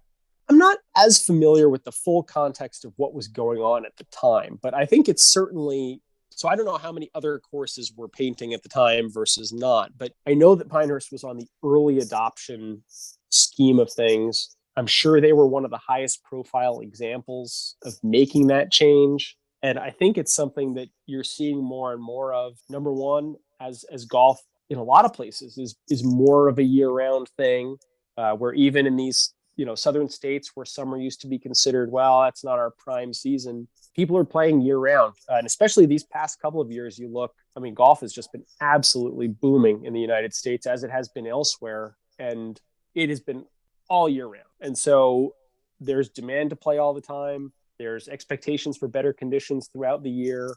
At the same time, in a lot of places, water is a growing concern. Even just this, the past year or so, having seed for overseeding was difficult for places. And so places were having to contemplate going away from overseeding because they simply couldn't get the seed that they normally wanted to because of different supply chain issues. And so we're going to see how things go. But I think that there's going to be a trend towards more courses moving away from overseeding one way or another. A lot have already. And I wouldn't be surprised to see more because there are sort of year-round playability benefits. There's resource savings. There's cost savings. And, if you're playing better for more of the year and you have happier customers and you're spending less money doing that, that's sort of the sweet spot. Maybe as a lead into the next section, obviously I mentioned earlier, as did you, that you're manager of education for the USGA Green Section. You might just tell us what the USGA Green Section Education Department do. Yeah, the Green Section is one of those parts of the USGA that I think a lot of people don't know very much about. And the USGA does quite a bit that I didn't even know about when I started working there. But the Green Section has been around we celebrated our 100th anniversary in 1920. So it's been part of the USGA for a long time. If I had to sort of summarize it quickly, I think there's sort of 5 key things the Green Section does: research, funding research, and promoting research into turfgrass and environmental sustainability. I think the USGA is funding almost $2 million worth of research this year, and it's been 47 million since the early 80s. So it's a very big turfgrass and environmental research operation that the Green Section is involved in overseeing and guiding. And that does things like develop new grasses that people use on courses, grasses that require less pesticides, require less water, that can grow in new places that they couldn't grow before, that play better. All of those types of things is something that USGA research helps fund. We've also got a course consulting service. We've got agronomists throughout the country that visit golf courses all throughout the United States and provide sort of, site-specific guidance on turfgrass management, playing conditions, all these different things. Basically, whatever challenges the courses are dealing with, we have staff out there to help, and they visit, hundreds of golf courses every year. So that's a big part of what we do. And they obviously benefit from the information that comes from our research program, and that they're providing that information out to their clients that they visit in the field. We've got the education department where I work that publishes articles written by the agronomists, articles written by our researchers. We create our own original education materials that go out through our magazine, The Green Section Record, or go out through USGA channels. We've also got various technology tools that we're developing. Sort of the earliest days of that, probably the USGA is probably most known for, is the stimp meter, but we've moved on from there to things like the True Firm. We're working on data collection platforms now, our USGA Deacon platform, and a lot of other exciting technology tools that courses can use to improve management. And then sort of the final piece of it all is championship agronomy. We have a director of championship agronomy that is involved in all USGA championships, and our agronomists also help our USGA championship team with setup, with conditioning, with everything at all of our championships in terms of the course prep. And so those are sort of the 5 key pillars of the Green Section, I'd say. As far as what the education department specifically does, the foundation of it, I'd say sort of our starting point is the Green Section Record, which has been our publication since 1921. So a year after the Green Section was founded, the Green Section Record went through different names, but our publication started being published. And in those times, the goal really was knowledge of golf course maintenance, and communication between courses was so limited that it was really just trying to share any kind of information and to help people really learn like how to maintain a golf course. Like, we have early articles about Pinehurst, I think one written by one of the Tufts, about there being a time at Pinehurst where people doubted whether there could be grass in the fairways at all, and that people were recommending that they just do sand fairways. I'm not joking, just sand fairways rolled smooth, and that would be an acceptable product because they couldn't get grasses to grow for golf down there. Just to clarify there, George, at one point initially they were sand greens, isn't that correct? Yeah, they had sand greens, but not sand fairways. But I mean, I think that the tee to green conditions were so dubious that they weren't even sure that grass was the right medium for golf down there, and that maybe the whole thing could just be sand. And so that shows you how far agronomy has come, but it also shows you where it was at when the Green Section started. And so in the early days, it was really about educating, trying to get some science behind, because there was a lot of superstition in course management as well at the time. Obviously today, it's a highly scientific field. Superintendents are far more connected with each other than was ever possible before, with social media, with the internet. And so our role has shifted as those connections have grown and as the expertise of the practitioners has grown, but we still play a really active role in trying to educate both practitioners and educate golfers, because a big part of a superintendent's job is convincing their stakeholders about the right things to do. The superintendent knows the right things to do, but convincing the golfers that make the decisions at the course to let them do those things, to invest in those things is a whole different kettle of fish. So we do a lot there. We do a lot with golfer education. We also participate in the research projects and speak at schools and help with any sort of USGA green section education things at conferences, all of that different kind of stuff. So it's a different thing every day, really, in the education department. Just apropos of that last comment that you made, I'm minded just to mention a Tom Simpson quote, which, again, paraphrased, but goes along the lines of, the only thing that should interfere with the golf course is the weather. Yeah, well, exactly. And it's sad that in the, whatever it is, probably 100 years since he made that quote, the superintendent is still continually interfered with by a variety of things other than just the weather. And so we're certainly there to try to help with that as much as we can. Well, thank you very much for your constant prodding and cajoling, etc., etc. Yeah. Look at your former colleague Tom Doak espoused the following statement, that the most valuable superintendent is the one that can keep the course in good condition at the least expense. I'd just like to take a look at sustainability, which I know you've written widely on, specifically just initially in terms of inputs and expectations, following on from that Simpson comment. The golfing public are obviously exposed to more golf on TV now than ever before, as the pictures that are beamed into our houses most often exhibit wall-to-wall monocultured roughs, fairways and greens tweaked to peak just at the right time in conjunction with tournament showtime. Many years ago, I overheard an industry professional in Ireland posit the thought that in an Irish context, the development of Mount Juliet and the Ryder Cup course at the K Club had done so much to raise the course conditioning bar for the rest of the industry. Since then, obviously, Tom Fazio has renovated Adair Manor. Obviously, this multi-million euro renovation spared no expense and was undertaken with the sole aim of hosting the Ryder Cup. Do you have any thoughts on how we can better moderate golfers' expectations with regard to the presentation of golf courses?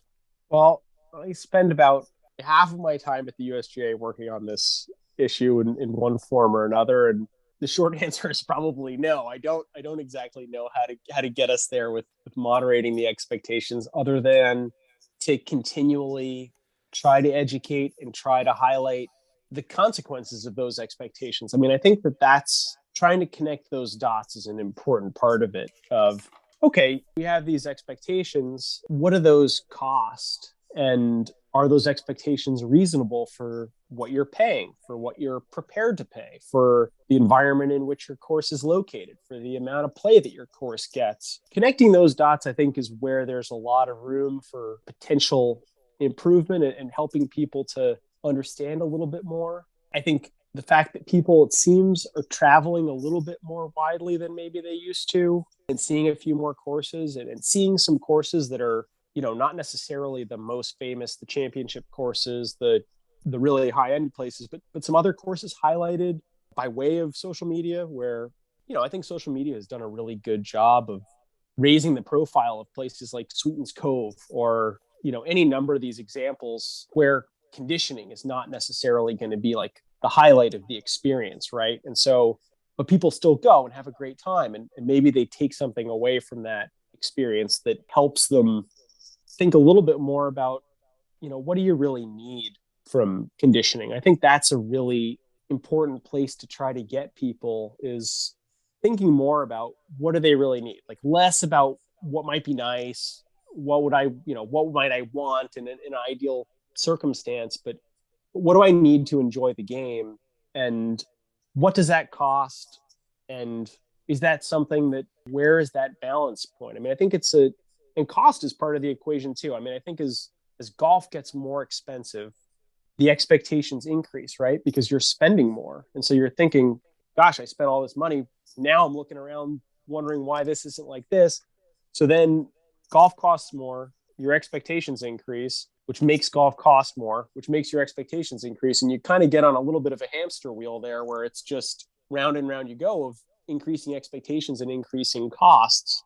And I think getting off that wheel would be a really great place for a lot of golf courses to go. I think the pandemic provided a pretty instructive case study, at least in the United States, about the fact that golf could thrive with a lot less bells and whistles, with, a scaled back version of course preparation, conditioning, presentation. I mean, a lot of places didn't have rakes out for months and months and months, and the bunkers had a few more footprints in them, but the courses were busier than ever. And, the game has been really on a high ever since, even though, the bunker rakes came back and a lot of the old conditions came back. And certainly people can make the point that, well, given everything that was going on in the world at the time and given the expected return to normal, people were able to moderate their expectations for those, that year and a half, whatever it was, that, okay, they were willing to put aside their expectations for that time and just enjoy the game because of everything else that was going on. But of course, the conditions and everything has to come back the way that it was. I think it demonstrated one way or another that it is possible to have a lot of fun playing with golf, have golf be a really meaningful part of your life, even in a very scaled back version of what a lot of people have come to expect. And yeah, maybe it's not going to go back to that, but I think it's an opportunity to look at that time period and think, you've now seen what a scaled back version of the modern golf experience looks like. You enjoyed it. Are there some lessons that can be taken from that going forward? And, maybe a bunch of it doesn't end up sticking, and a bunch of it hasn't, and a bunch of it has gone back the way that it was.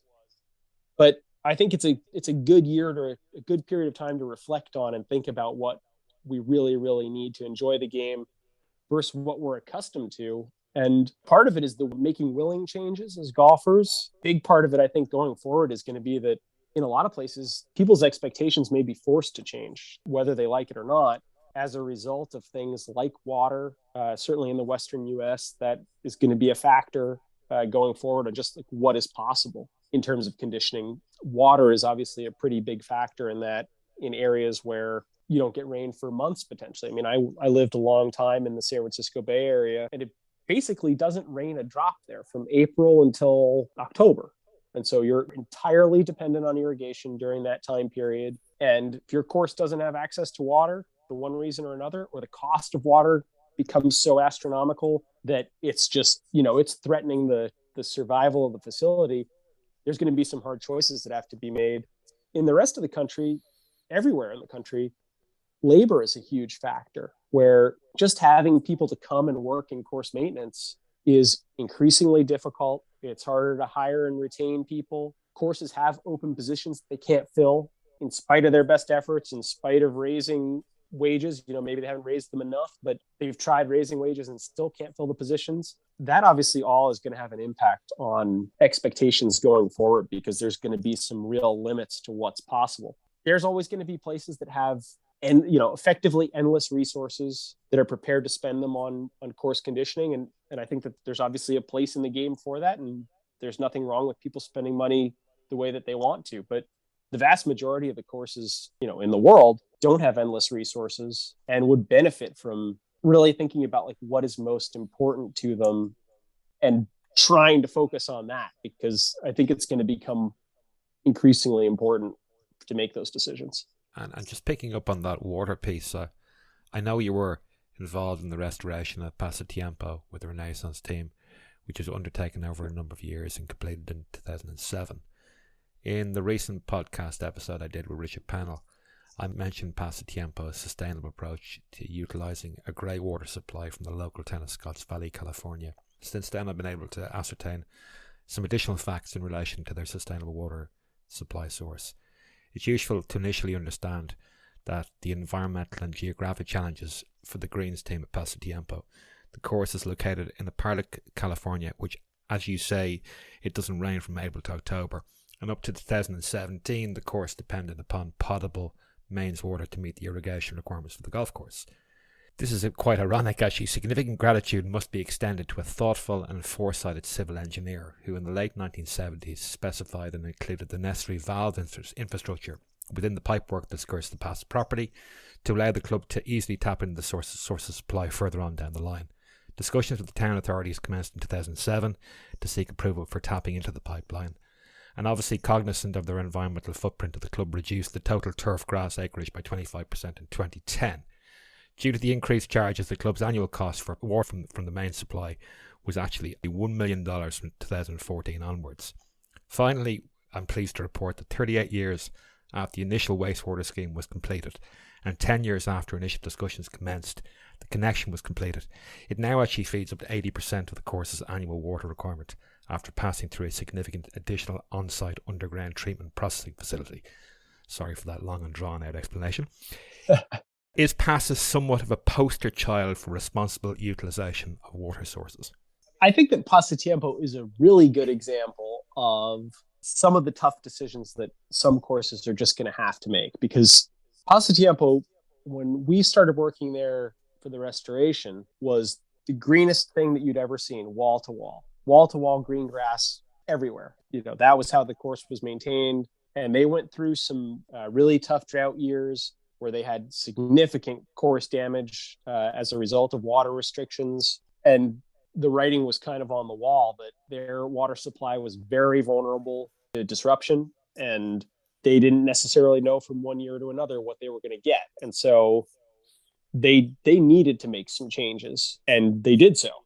And that's where the sort of the turf reduction came from, which was a dramatic change to the course from the one that I knew when we started. And the connection to the non-potable water is sort of the next iteration of that. And even when they did the turf reduction, to their credit as well, they redesigned the irrigation system at the same time and redesigned it around that new footprint, I think specifically to prevent themselves from backsliding into, okay, we get into some wetter years, let's start bringing some grass back out. They don't really have the ability to do that anymore. It's a limited golf course footprint, is limited by the irrigation footprint that they've locked themselves into.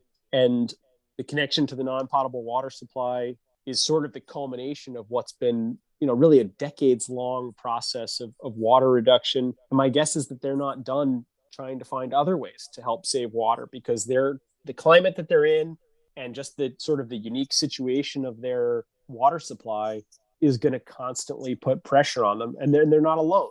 Other courses in the sort of greater Bay Area last year lost big amounts of turf because of water restrictions, because it was a dry winter the year before.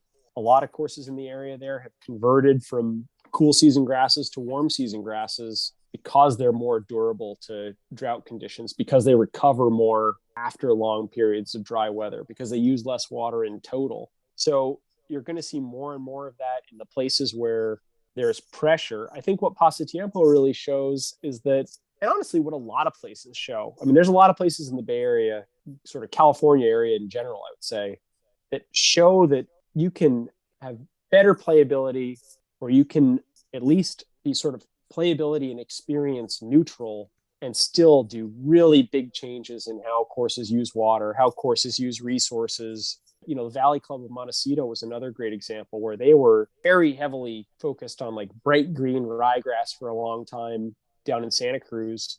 And it just got unsustainable from a water use standpoint. And so they switched to Bermuda grass and ended up with a course that played firmer and faster for more of the year. Golfers were happier with the conditions they had year round, and they were using less water, and they were sort of insulated against water shortages in a way that they weren't before, where they were really vulnerable before. The cost factor is another one. Unfortunately, not every course has access to sort of secondary sources of water. And some places just simply can't connect to recycled water. And so some places, that $1 million a year water bill, I don't think that's terribly uncommon for some places. And I think there are some places that are dealing with just astronomical water costs that continue to go up and up and up. So, that's going to have to change by the economics of it, and by the fact that restrictions can kind of come down in ways that really put a squeeze on places where they just need to make changes. In terms of around the country, there's a lot of places in the US where water use maybe isn't as front of mind because water is plentiful. However, water use is connected in a lot of ways to other resource use on golf courses. And so even if you're not necessarily that worried about water use right now, number one, you don't know what's coming in the future. You don't know what sort of restrictions might come down the line from local government, state government, whatever it might be. And courses everywhere are worried about labor. So a lot of golf courses, I mean, there's no golf course, I don't think, that wants to be watering more than it needs to be. And so whether it's reducing irrigated acreage because you're worried about labor or reducing irrigated acreage because you're worried about water, I think more and more courses are going to be looking for those savings going forward. And I think that places like Pasatiempo, places like Pinehurst that have kind of gone down this road are going to end up being the case studies that places look at down the road and say, okay, well, here's how they did it. Here's how they did it with minimal impact on playability. Here's some ways that, it actually enhanced the playability or the aesthetics of the course in ways. And let's try to emulate that. Let's fit it to our own unique environment. I mean, not every place is going to be able to do sandy wiregrass landscape like Pinehurst does because they just don't have the soil. They just don't have the vegetation. But there's ways to move away from maintained irrigated turf in any environment. It's just a matter of, being creative and trying to figure out what fits your specific situation. Particularly, obviously, if you're a golf club that's lucky enough to be built on sand. And obviously, we've touched on some of your writing for the USGA there in terms of the Green Section Education Department. I'm going to bring you back to 2013, where you published a book entitled Sand and Golf, obviously focusing on how terrain shapes the game of golf. Just wanted to know initially what prompted you to write the book. I was always interested in how important sand was for really great golf course architecture. It's something that obviously had struck me working on links courses, spending time in Dornoch, reading the writings by Tom Doak and Alistair McKenzie that really highlighted how important sandy soil was for golf. And then working with Tom, he was having all of his greatest success on sandy sites. I mean, he's done some great golf courses on non-sandy sites as well, but he certainly hammered home to me that we can be working on a sandy site. That's where we want to be because we're going to have better conditions. The architecture is easier. The creative process is more fluid. Everything about it. Construction process is simpler. Everything about it is more the way that we want to work for these reasons. And so it was something that I was always interested in. In my master's thesis year, I wrote my master's thesis in graduate school about golf courses and coastal dune environments because I was really interested in the topic. And, certainly some of my advisors would accuse me of having crafted that topic as an excuse to go to Scotland and Ireland to spend 2.5 months studying links golf courses. It is a great excuse though, George. Whatever way it shook out, whatever the motivations behind it were, they wouldn't award me the scholarship up front to go and do the research, but they were impressed enough with the outcome of the research afterwards that they sort of found a way to award it to me after the fact. So it's a little different than Tom's trip where he kind of got the money up front. I had to front the money and got it later. Mate, tomato, it's all good. Yeah, either way. So I did a lot of research in that area during that time and became more intrigued with, not only the golf elements of it, but thinking about fitting a golf course into a broader environmental context and finding ways to do that and finding ways to make it fit and finding ways to respect the environmental processes that are going on all around the course, integrate them into the course, avoid a golf course being a disruption to the processes and allow it to kind of incorporate the processes and, in a perfect world, enhance them and preserve valuable environmental resources that are out there. I think that golf courses should be doing all of that. And, thinking about sand and golf kind of got me thinking about all of those bigger picture things. But it really started because I was fascinated by courses on sandy ground. I had been to links courses and heathland courses and, some of the great sandy sites around the US and had connected the dots that I'd been to Melbourne, had connected the dots that, hey, sand is a common denominator in a lot of this. What is it about it that makes it so special? Throughout the book, you speak about the washboard effect. How would you characterize this feature to listeners? Yeah, and we touched on it a little bit earlier. It's that sort of wrinkled scale of fairway contour that is not so big as to be a roll where the ball kind of rolls up and settles off of it, but just a wrinkled ground. It almost feels like you're walking over a washboard. It kind of looks like a washboard when the light gets really, really low in the evening. That makes for such great golf because you get those subtle changes in stance and lie. I mean, that the biggest impact there is that You now have a slightly downhill lie versus a slightly uphill lie. And as you know, especially when you're playing links golf, that makes a huge difference in how you're going to approach a hole because you're into the wind and you're sitting up on this little uphill lie. It's going to tend to balloon your ball way up into the air. You've really got to think about the trajectory. You've really got to think about the club selection. You play that same hole and the ball rolls a foot and a half farther forward and you've got a downhill lie that's going to ask a completely different shot of you. And that's a fascinating part about playing links golf that is hard to replicate elsewhere. And it's just something that seems to kind of naturally occur on links land. And it's one of the huge assets that Linksland has to offer in terms of creating interesting and like ever-changing golf. How do you, as a design builder and shaper, how do you go about shaping features like that in the sand? It's really hard. Even when you're really trying to do it, you're in fairly large piece of equipment most of the time, and it's a difficult thing to create. Best thing you can do is preserve it when you have it, because there are sort of typically some micro contours that are present in almost any situation. If you can leave them alone for the most part and not smooth everything off, which is sort of that's the tendency of working with larger equipment, is that you've got this big, broad bulldozer blade and it just wants to just smooth everything off. That's what it's built for. That's what it's designed for, is smoothing everything off. So trying not to do that when you're out there working is the first step. It's always easier to preserve something cool than it is to create something cool. Does that mean in effect that you basically don't traverse that with foot traffic or anything? It's basically just left to, and you grasp what's there? Or how can you preserve something like that on a construction site? If you're out there working on a fairway and there's some cool little wrinkled contours, it's not that you don't traverse them at all. It's that when you're out there in larger equipment, you'll try to leave that for the finishing processes, where people come through with smaller rakes, come through with a little motorized bunker rake and just kind of slick things off. There's always a subsequent process that goes through with smaller equipment after the big equipment has come through and kind of smooths everything off to the point that you can actually plant it and establish grasses there. If you can preserve those features so that they survive to that finishing process, and then if you have a finishing process that is then sensitive enough that it preserves those features, because there are some ways to finish golf courses that are more efficient that tend to, again, wipe away cool little features like that.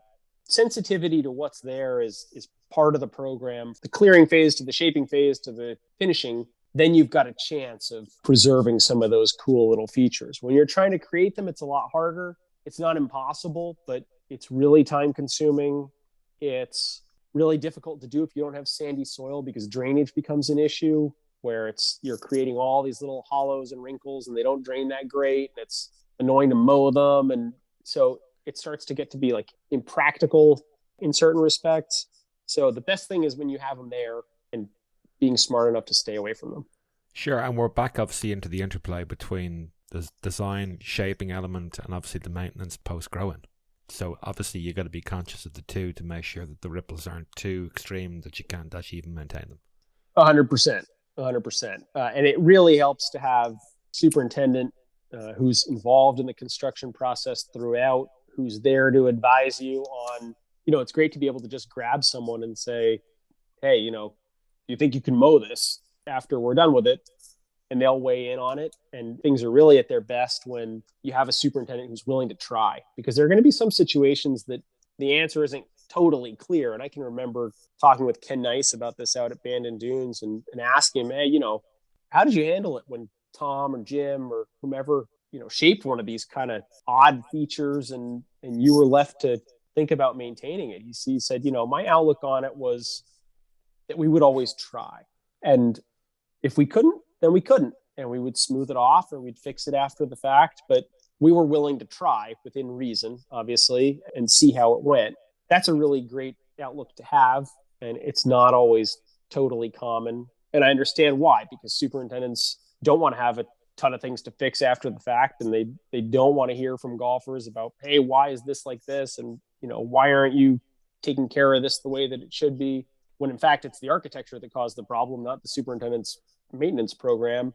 But being too conservative with what you're willing to try to do can end up detracting from the architecture a little bit. And I think that's a tension between architecture and maintenance that's kind of always trying to find a balance, is that you've got to be willing to push, a little bit to do something really special. I mean, going through Cal Club, that was a big part of it. I mean, we did a lot of features out there that were really, really cool, that were also going to be annoying to maintain and time consuming to maintain and labor intensive to maintain. And that was something that the club wanted, that the club was eyes wide open about in terms of the resources that were going to be required.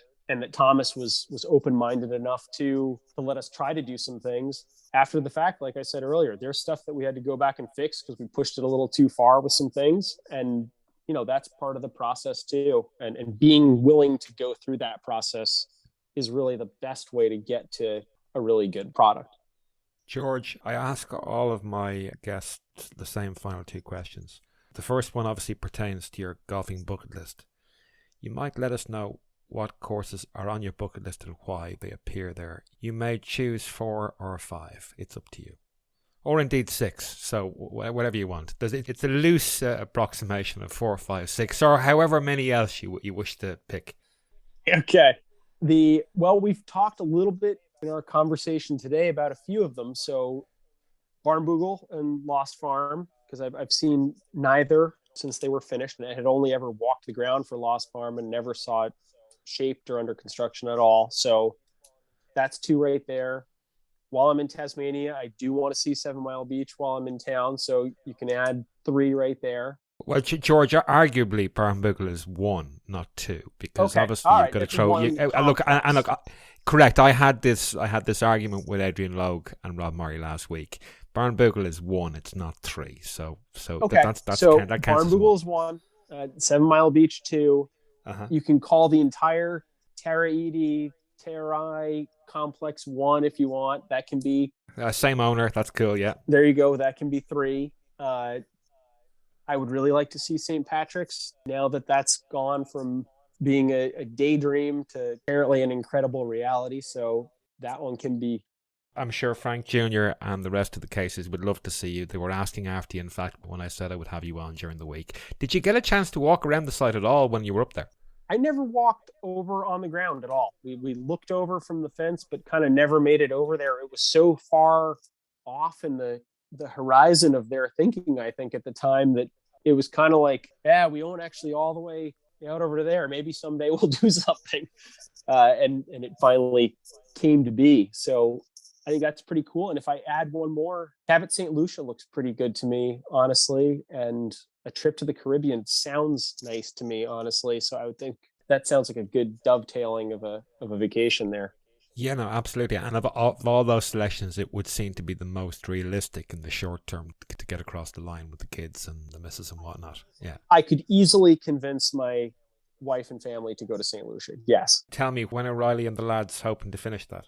I don't know the answer to that question. So I hope that it's sooner than later, but I think it takes time down there. It looks like it's not a super fast process. And so I think they've got a ways to go, but hopefully sooner than later. I'm excited to see it. The photos just look absolutely unbelievable. No, they certainly do. They certainly do. Look, the final question, as always, relates to 2 golf book recommendations. If any of our listeners wish to augment their golf book library shelf or shelves, what would you recommend, Mr. Waters?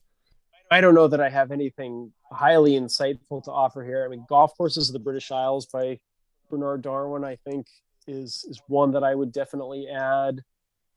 Number 1 in terms of the quality of the writing. It's just wonderful to read the way that he writes about golf courses, and it's so descriptive. I mean, you feel like you're just right there. And the Roundtree illustrations obviously go a long way in enhancing that book. So that's a great one. And Golf Architecture in America, George Thomas, I think, is, again, really great writing. The sketches are really, really compelling. I mean, just the drawings are super cool. Some great photos in that book as well of what those courses used to look like. And for somebody who spent a lot of time in California, it's neat to have been familiar with a lot of those courses and see how he originally sketched them and talked about them. So those 2, I think, are ones that certainly are on people's radars, but they don't have them yet. definitely recommend them. Oh, it's good motivation for them if they don't have them yet. Before we let you get back to your busy day, perhaps you might let listeners know where they can buy your book, how they can access your writings for the USGA, and how they might reach out to you to say hello or ask a question if they are so inclined. Sure. To buy Sand and Golf is a couple different ways to do it. They can order on Amazon, or they can order directly from me. Can just touch base with me via social media. I'm at GWatersGolf on Twitter, on Instagram. Just send me a direct message.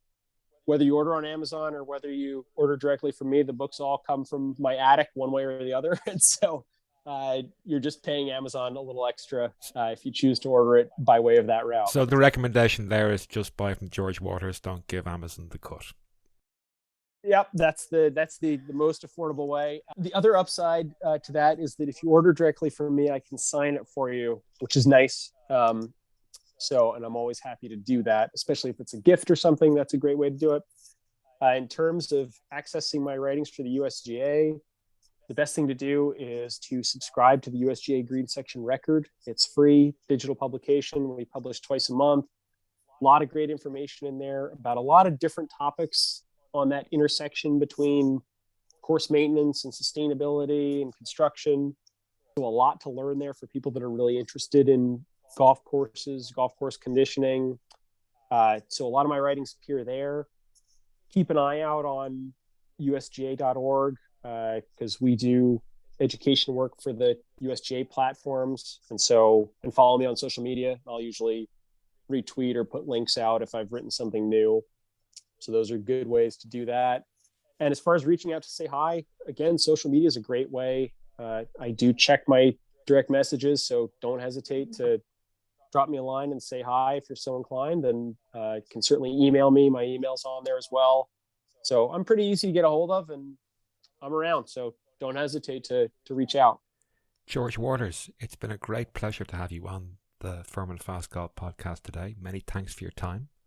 Thanks so much for having me. Not a problem. Continued success with the green section of the USGA with the book, and I can heartily recommend. It's a fabulous, fabulous book with some great photography and some excellent wordsmith on behalf of Mr. Waters. Here's hoping to plenty of enjoyable golf for both of us for the remainder of 2022. Go easy. Absolutely, Shane. Thanks so much for having me.